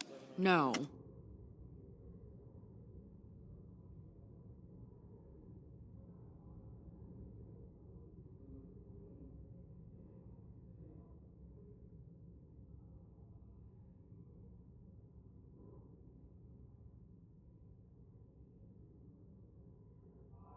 Mr. Bennett. Mr. Bennett? Aye.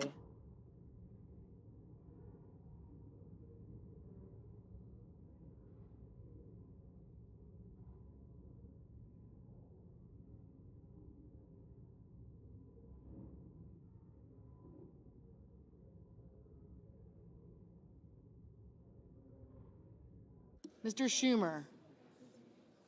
Mr. Schumer? Aye.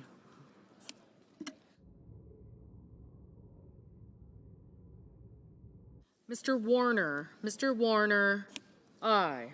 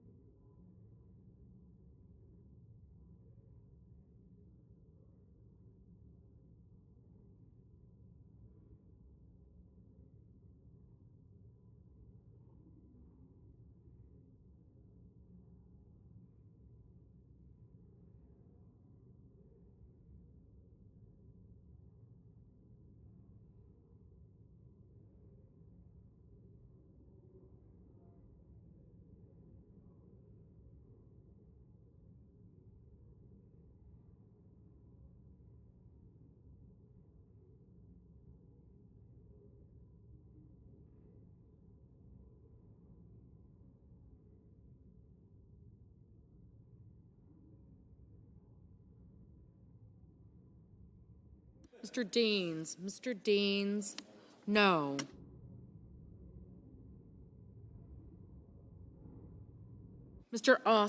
Mr. Ossoff, aye.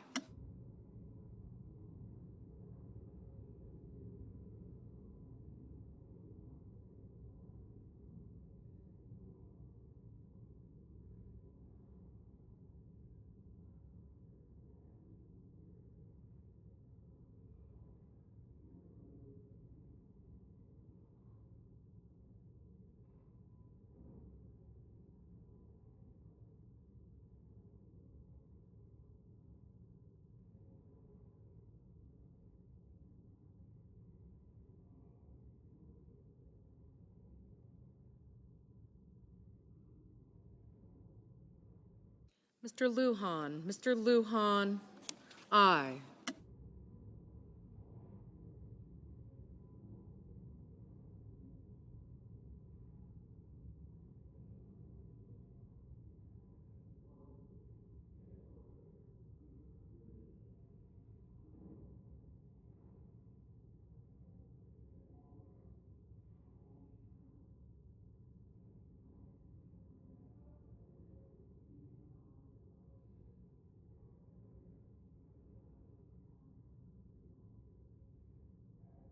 Mr. Kramer, no.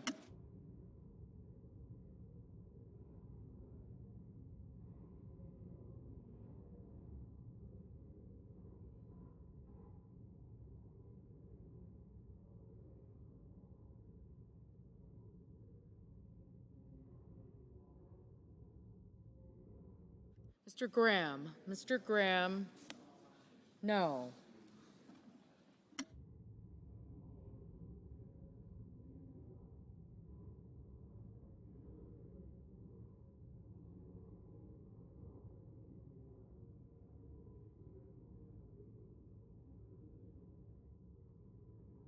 Mr. Banks, no.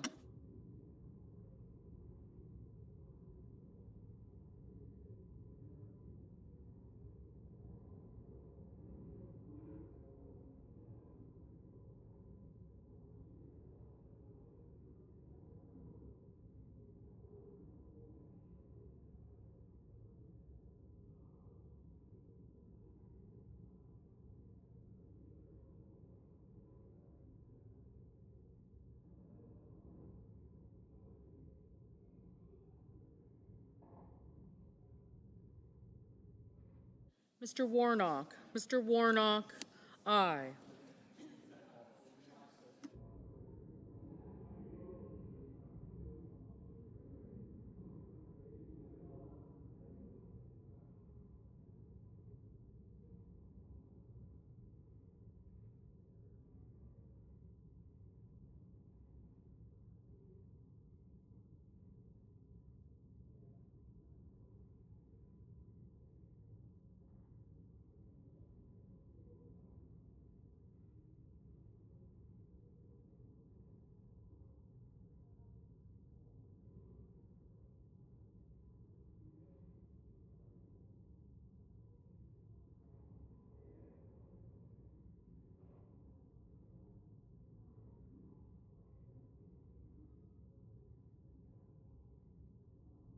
Mr. Padilla, aye.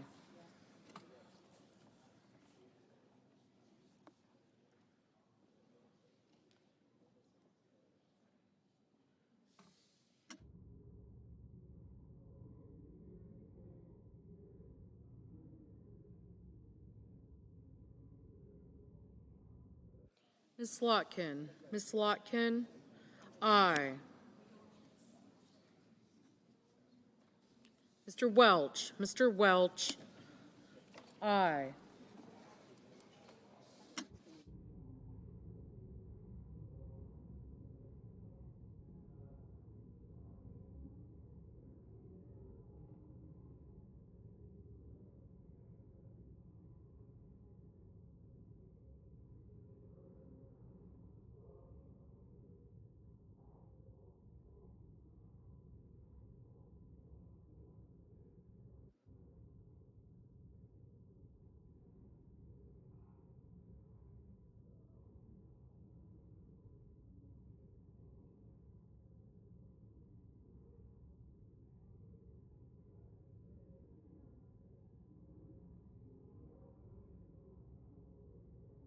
Mr. Young. Mr. Young, no.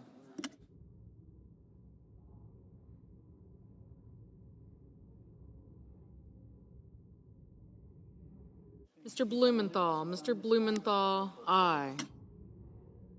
Mrs. Blackburn. Mrs. Blackburn, no.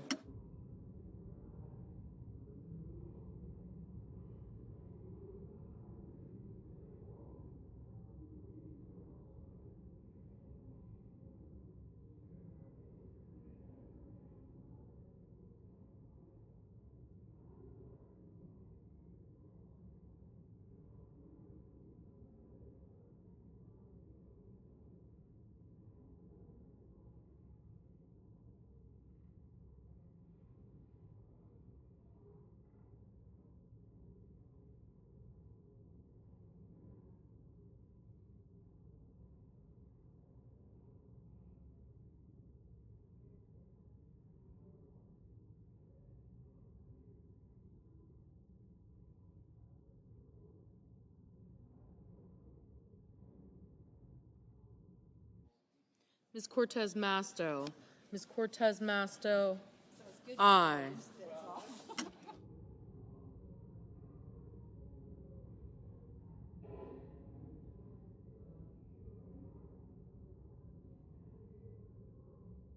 Mr. Sanders. Mr. Sanders, aye.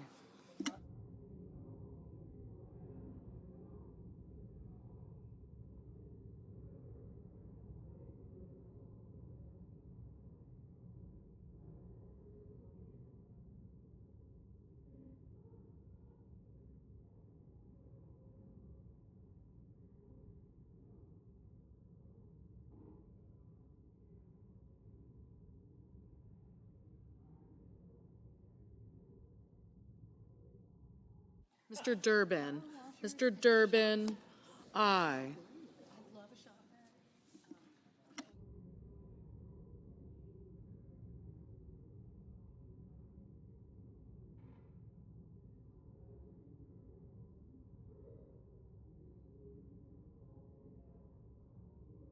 Mr. Kane. Mr. Kane, aye.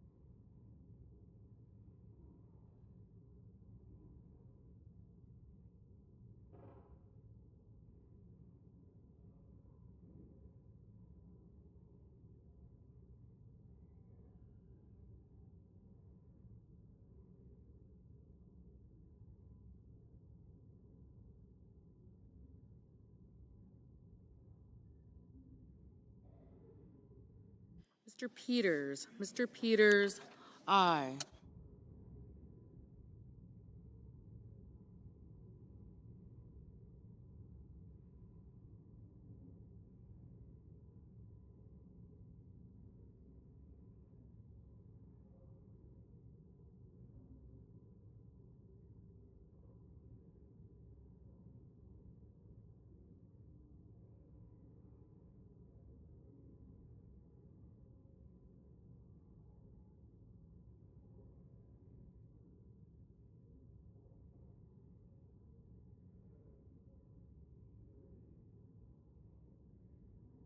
Mr. Justice, Mr. Justice, no.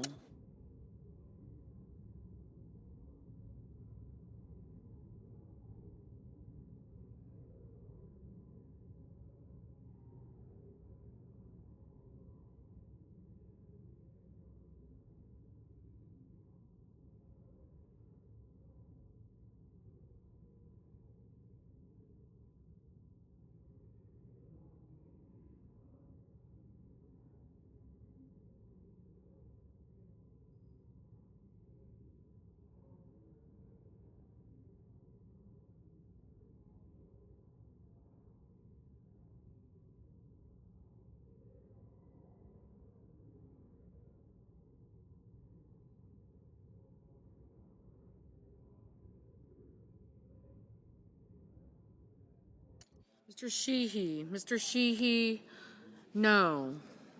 Mr. Hawley, no.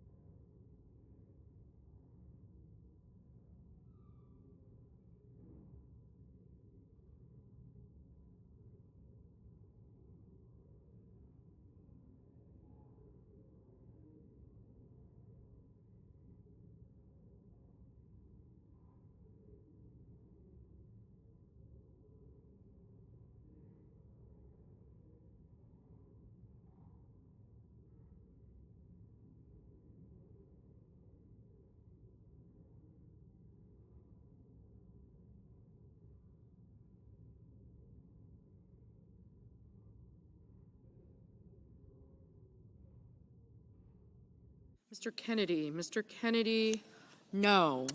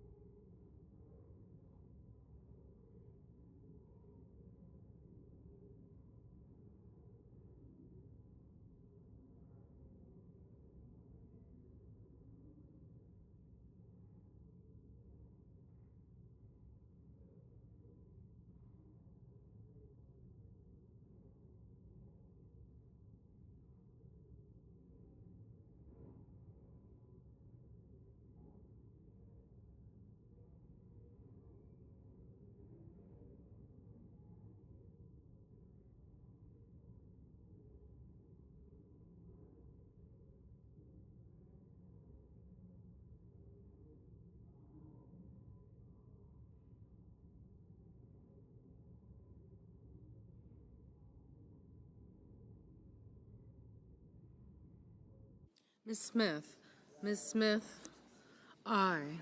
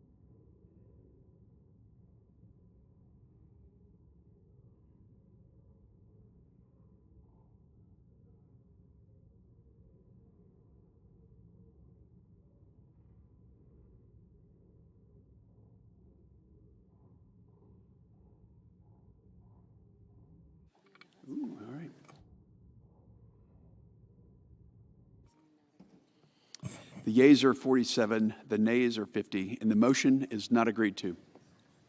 Mr. President. Majority Leader. Mr. President, I ask unanimous consent that all members of the Republican Conference be authorized to sign duly enrolled bills or joint resolutions from April 30th through May 11th. Without objection.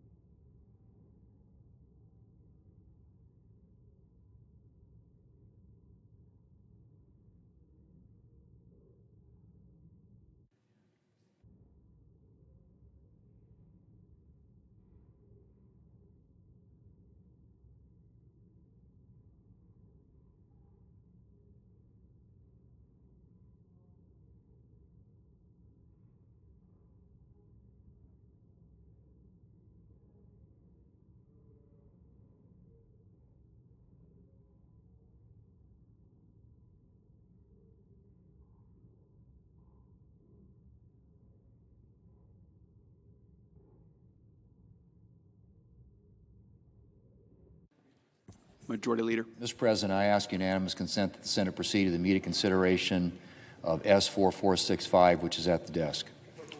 Clerk will report.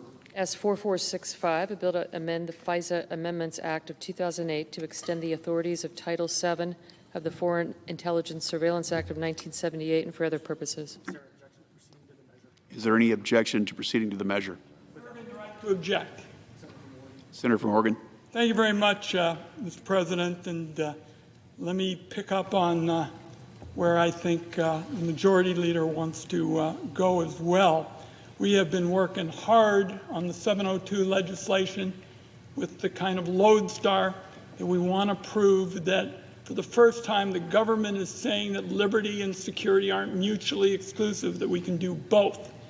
And to do that, we now have a letter that will be being sent very shortly from Chairman Cotton and Ranking Member Warner to the DNI and the Attorney General. And I just want to read this. It's very short into the record that will reflect this, and then we'll have a brief colloquy, the Majority Leader and I, that is along the lines of what we talked about. So, Chairman Cotton, Ranking Member Warner, write to the DNI and the Attorney General, and I'll quote here. Earlier this month, the Department of Justice delivered to Congress a classified Foreign Intelligence Surveillance Court opinion and order dated March 17, 2026. Under the law, your offices are currently conducting a declassification review for the purposes of making this FISC opinion and order publicly available consistent with the protections of sources and methods as soon as practicable. In order to inform the Senate debate on reauthorization of Section 702 of the Foreign Intelligence Surveillance Act, we expect that this declassification review will be completed and the FISC opinion released publicly within 15 days. So, again, this is coming from the chairman of our committee, Chairman Cotton, Senator Warner, our vice chairman. It's going to the DNI and the Attorney General, and to make sure that everybody understands the state of play here, a formal letter is being written, and we're just getting the signatures on that. Now everyone is waiting to hear where things stand. And with that, let me yield to to my colleague, the Majority Leader, and we remember him from Is the there an Finance objection to Committee. proceeding to the measure?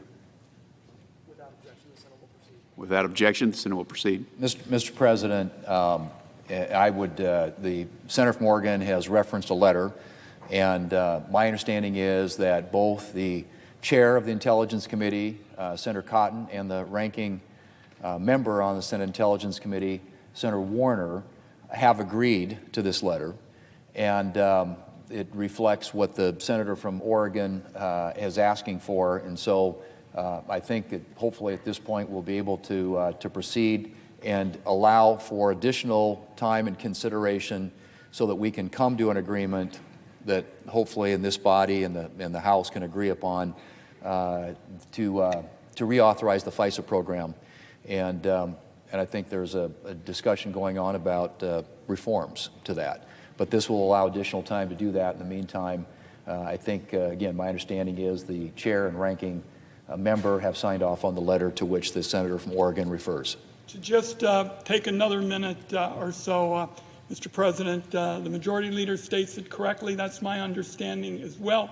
The point of this is to have some additional time. This is a very new period in this debate with for example, AI driving so much of this, and new tools require new rules, and we're going to be able to think about how to proceed with that in the future. And I yield my time. I thank the Majority Leader for, in effect, reaffirming what we've been working on. I think that this letter from the chair and the ranking member of the Intelligence Committee, where I'm proud to serve, to the DNI and the Attorney General is a step in the right direction. I yield the floor. Mr. President, I ask unanimous consent that the bill be considered read a third time. Is there objection? Without objection. Mr. President, I know of no further debate on the bill. Is there further debate? Hearing none. The questions on the passage of the bill. All those in favor say aye. Aye. Opposed, no. The ayes appear to have it. The ayes do have it. The bill is passed. Mr. President, I ask unanimous consent that the motion to reconsider be considered made and laid upon the table. Is there objection? Without objection. Thank you, Mr. President.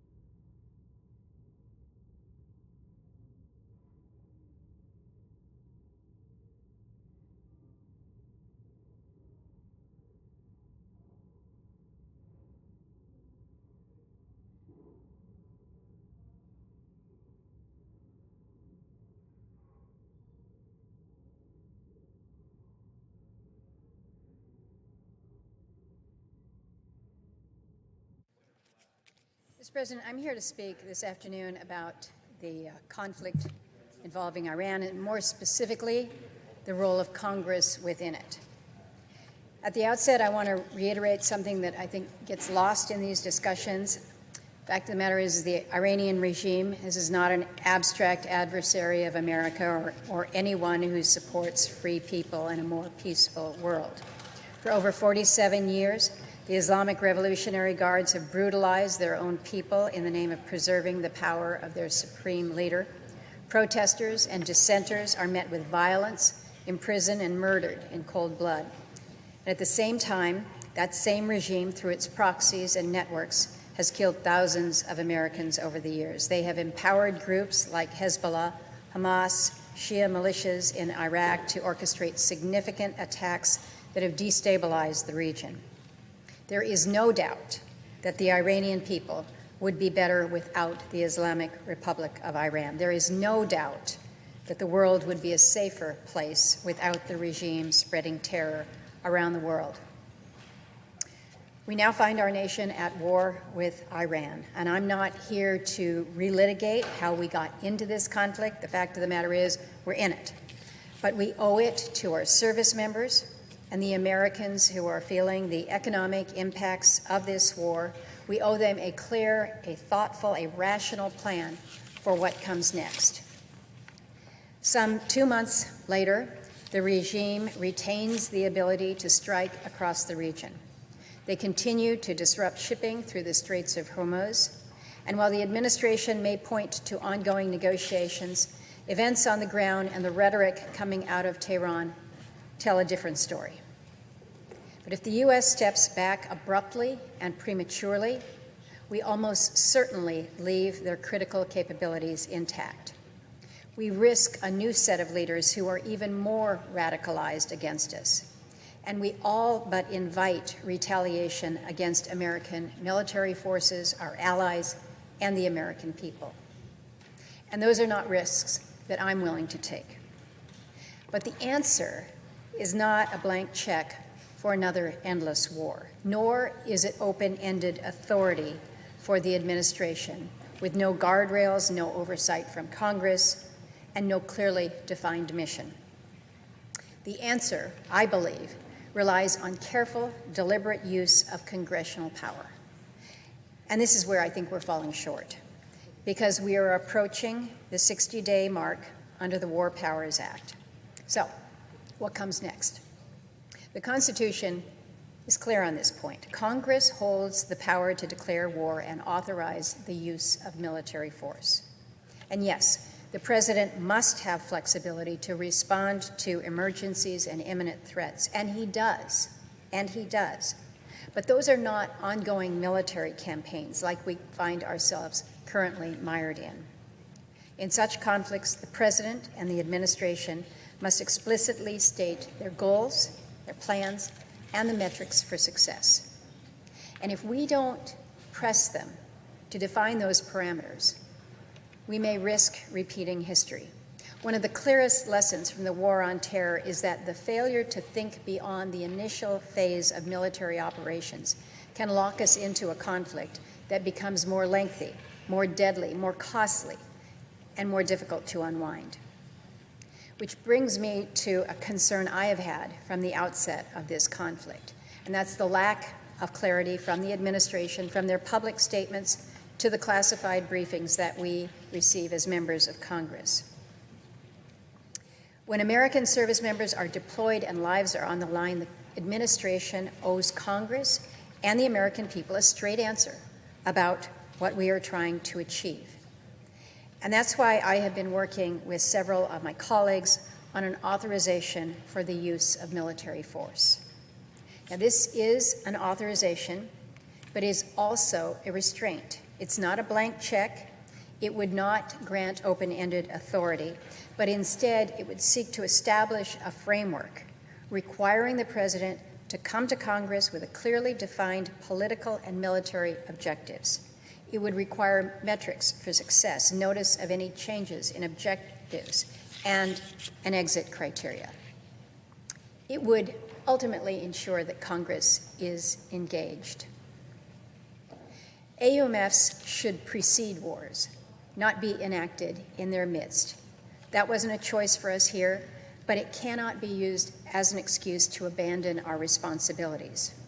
We're supposed to represent, engage, debate, vote, and when and where necessary, restrain the executive. That's why we're supposed to be here in Congress, and that matters most in times of war.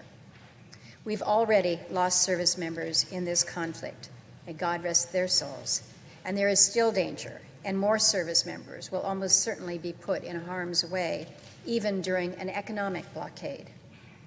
Now, I think there is a fair and legitimate question that some may be asking. You're looking at an AUMF. We've just had a vote on a War Powers Resolution. Actually, we have had several votes on War Powers Resolution. And I have opposed each of them, including the one that we just took today. So why AUMF and not a War Powers Resolution? The War Powers Resolution we have voted on would have required the removal of U.S. forces from active hostilities. They would have halted operations that were already underway without any framework for what comes next. And that's just something I can't support. Iran has been targeting U.S. personnel, our allies, and our partners across the region, and I don't believe that we can responsibly tie the hands of our military or walk away in the middle of an ongoing fight without a plan. We saw in Afghanistan in 2021 the dangers of withdrawing without a strategy. The President should have come to Congress before engaging in military action at this scale that we're seeing now, and that regrettably did not happen. So we're now in a position where Congress must step in, not to abruptly end operations, but to define them, and that's the difference here. The War Powers resolutions have attempted to stop this conflict without establishing a path forward. And AUMF recognizes the reality that the U.S. military is already engaged and provides structure and clarity by requiring the administration to define what we're trying to achieve and the means of achieving it. It requires reporting to Congress, and it brings transparency where little has existed over the past 2 months. Now, Mr. President, I'm not introducing an AUMF today, but if we pass this 60-day mark from the start of the hostilities with still a lack of a credible plan and information from the administration, it is something that I intend to introduce once the Senate reconvenes here. So I want to close by saying, as plainly as I can, I stand firmly behind our troops, and as part of that, I do not take their deployment lightly, and I do not accept that we should engage in open-ended military action without clear direction or accountability. Congress has a role. Congress has to step up and fulfill that role, that obligation that the Constitution assigns to us. We owe it to the men and women who are serving our great nation. And with that, Mr. President, I yield the floor.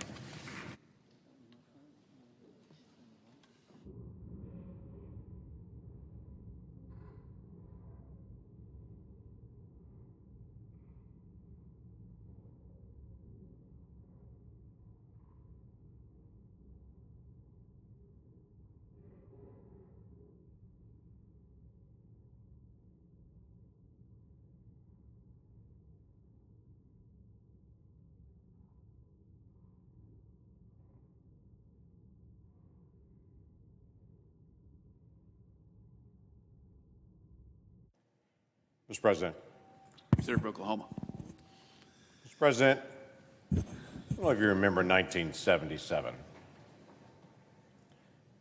But since 1977, this body has passed the 12 appropriation bills on time 4 times since 1977. By the way, this year is not one of them. Since 1977, 4 times the budget process has worked correctly. We've had multiple different government shutdowns during that time period, but they're getting worse, not better, as this Congress continues to be able to find cliffs to be able to stand next to and figure out how long we can put our toes over the edge. The latest one ended today. It was 76 days long, and it shut down the Department of Homeland Security. May I remind everyone in this body, the first priority of the United States government is defense and security. The first priority. This body decided not to fund Homeland Security for 76 days.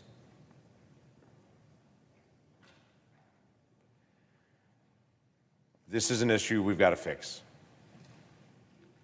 In 2019, my friend Maggie Hassan, Democratic senator from New Hampshire, she and I sat down and said, we got to figure out how to get out of this. This is a cycle that's continuing. And since 2019, she and I have worked across the aisle to convince our colleagues there is a way to prevent future government shutdowns that would hold Congress accountable, but the American people and federal workers would not feel the effect of it.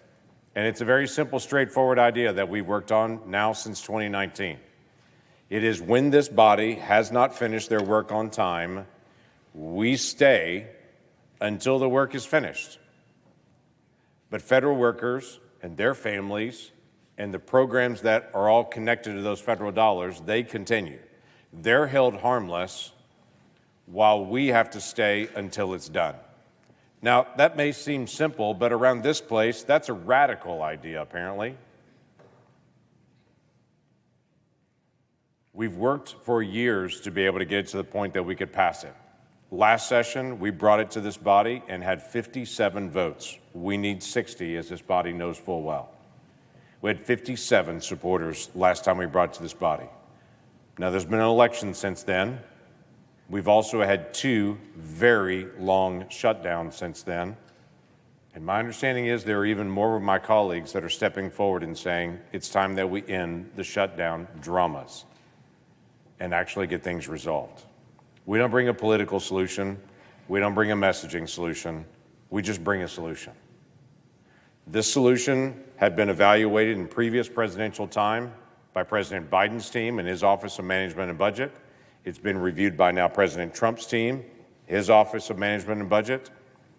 Everyone has looked at it and said, yep, that works. We've gone through all the technical assistance on it, and now it's time to vote, to be able to figure out if once and for all we can end government shutdowns. Now, the idea, as I mentioned, is simple. We stay here until the work is done, but let me give you an example of what that would look like just in this shutdown. This particular shutdown with the Homeland Security, we were shut down 76 days because my Democratic colleagues did not want to fund ICE or border protection. So we had a 76-day shutdown. During that 76-day time period, the Senate was in session 35 of those days. Less than half. 76 days, Department of Homeland Security was non-operable, unfunded. We were here 35 of those days. If you think that's bad, let's talk about the House of Representatives. They were in session 29 of those 76 days. In other words, the problem was all over the country and Congress was AWOL. We have to determine if we're going to stay and fix the problem or if weekend plans or time away from here is more important than Homeland Security of all things. We should have never left. When we ran out of funding, we should have remained until we solved the problem. But everybody left. Let's fix that.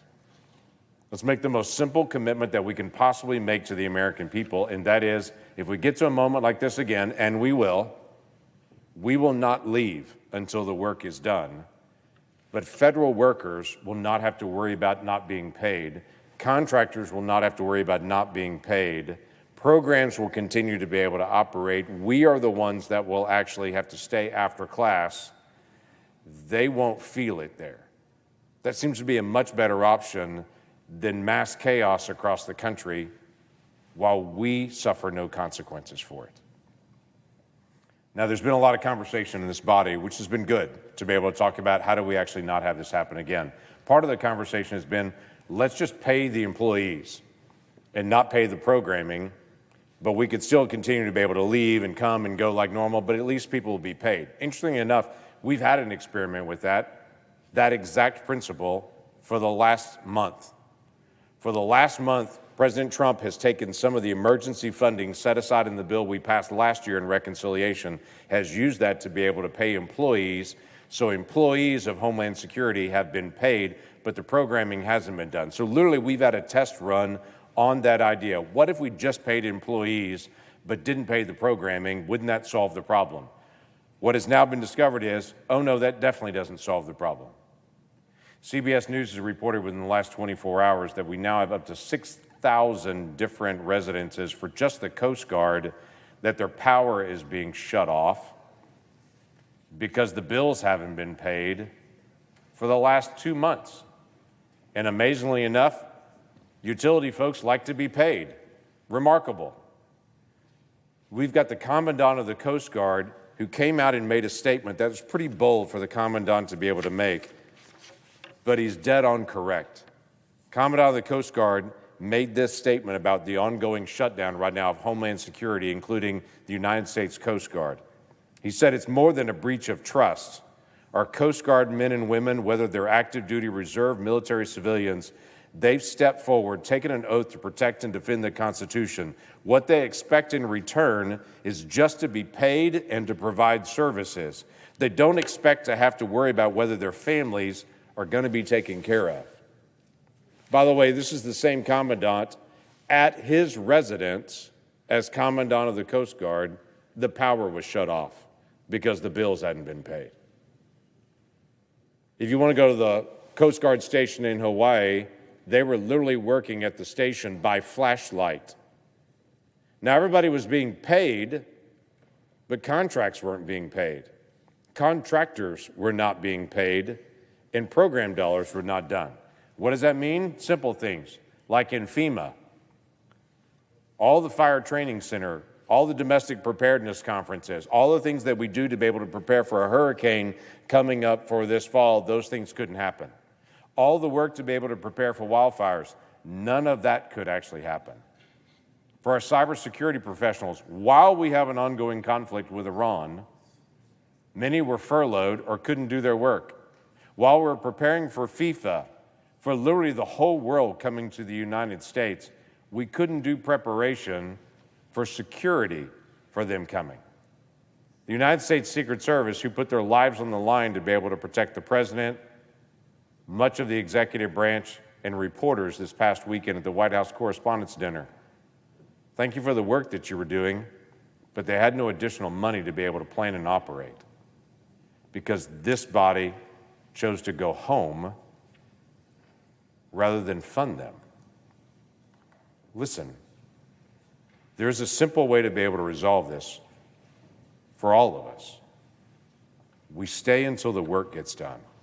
And simply saying we'll pay people but then walk away doesn't solve the problem because contractors don't get paid, utility bills don't get paid, all the grants don't get done, the other tasks are still not there. So just paying employees but they can't do anything doesn't solve the problem.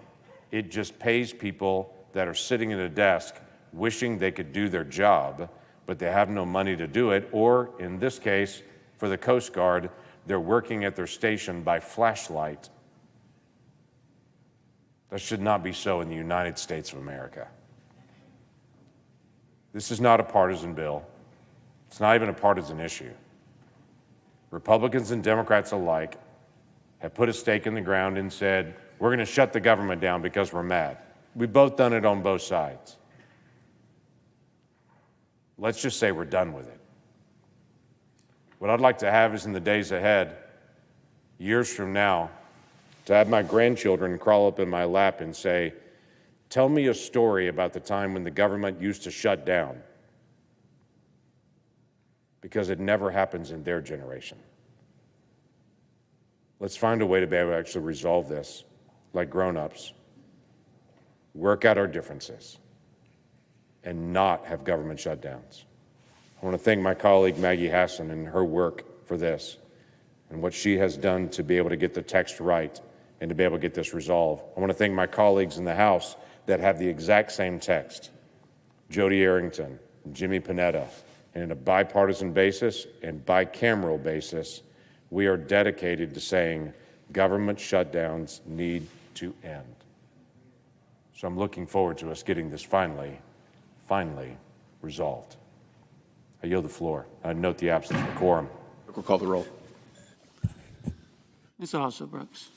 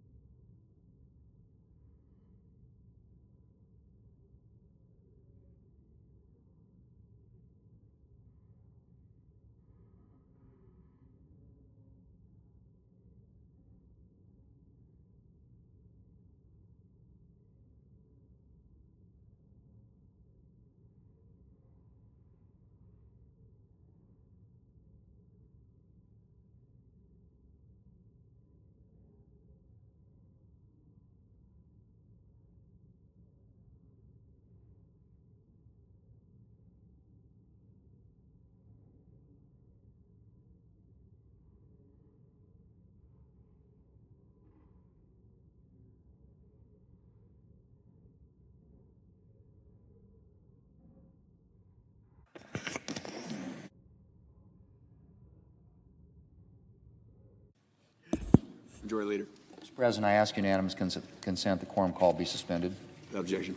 And I ask unanimous consent that the Senate now proceed to the en-bloc consideration of the following resolutions which are at the desk: SRES 718, SRES 719, SRES 720. Is there objection to proceeding on block? Without objection, the Senate will proceed on block. Mr. President, I ask unanimous consent that the resolutions be agreed to, the preambles be agreed to, and the motion to reconsider be considered made and laid upon the table all in block. Without objection. Mr. President, I ask unanimous consent that notwithstanding adoption of SRES 708 as amended, amendment number 5442 previously agreed to be modified with a technical correction at the desk and agreed to. Without objection. Mr. President, I ask unanimous consent that when the Senate completes its business today, it stand adjourned to then convene for pro forma session only with no business being conducted on the following dates and times: Monday, May 4th at 6:45 a.m., Thursday, May 7th at 10 a.m. Further, when the Senate adjourns on Thursday, May the 7th, it stand adjourned until 3 p.m. on Monday, May 11th, that following the prayer and pledge, the morning hour be deemed expired, the journal proceedings be approved to date, the time for the two leaders be reserved for the use later in the day, and the Senate be in a period of morning business with senators permitted to speak therein for up to 10 minutes each. Further, at 5:30 p.m., the Senate proceed to executive session and execute the order of April 29th in relation to SRES 690, and the cloture motions filed today ripen following disposition of SRES 690. Without objection. Mr. President, if there's no further business to come before the Senate, I ask that it stand adjourned under the previous order.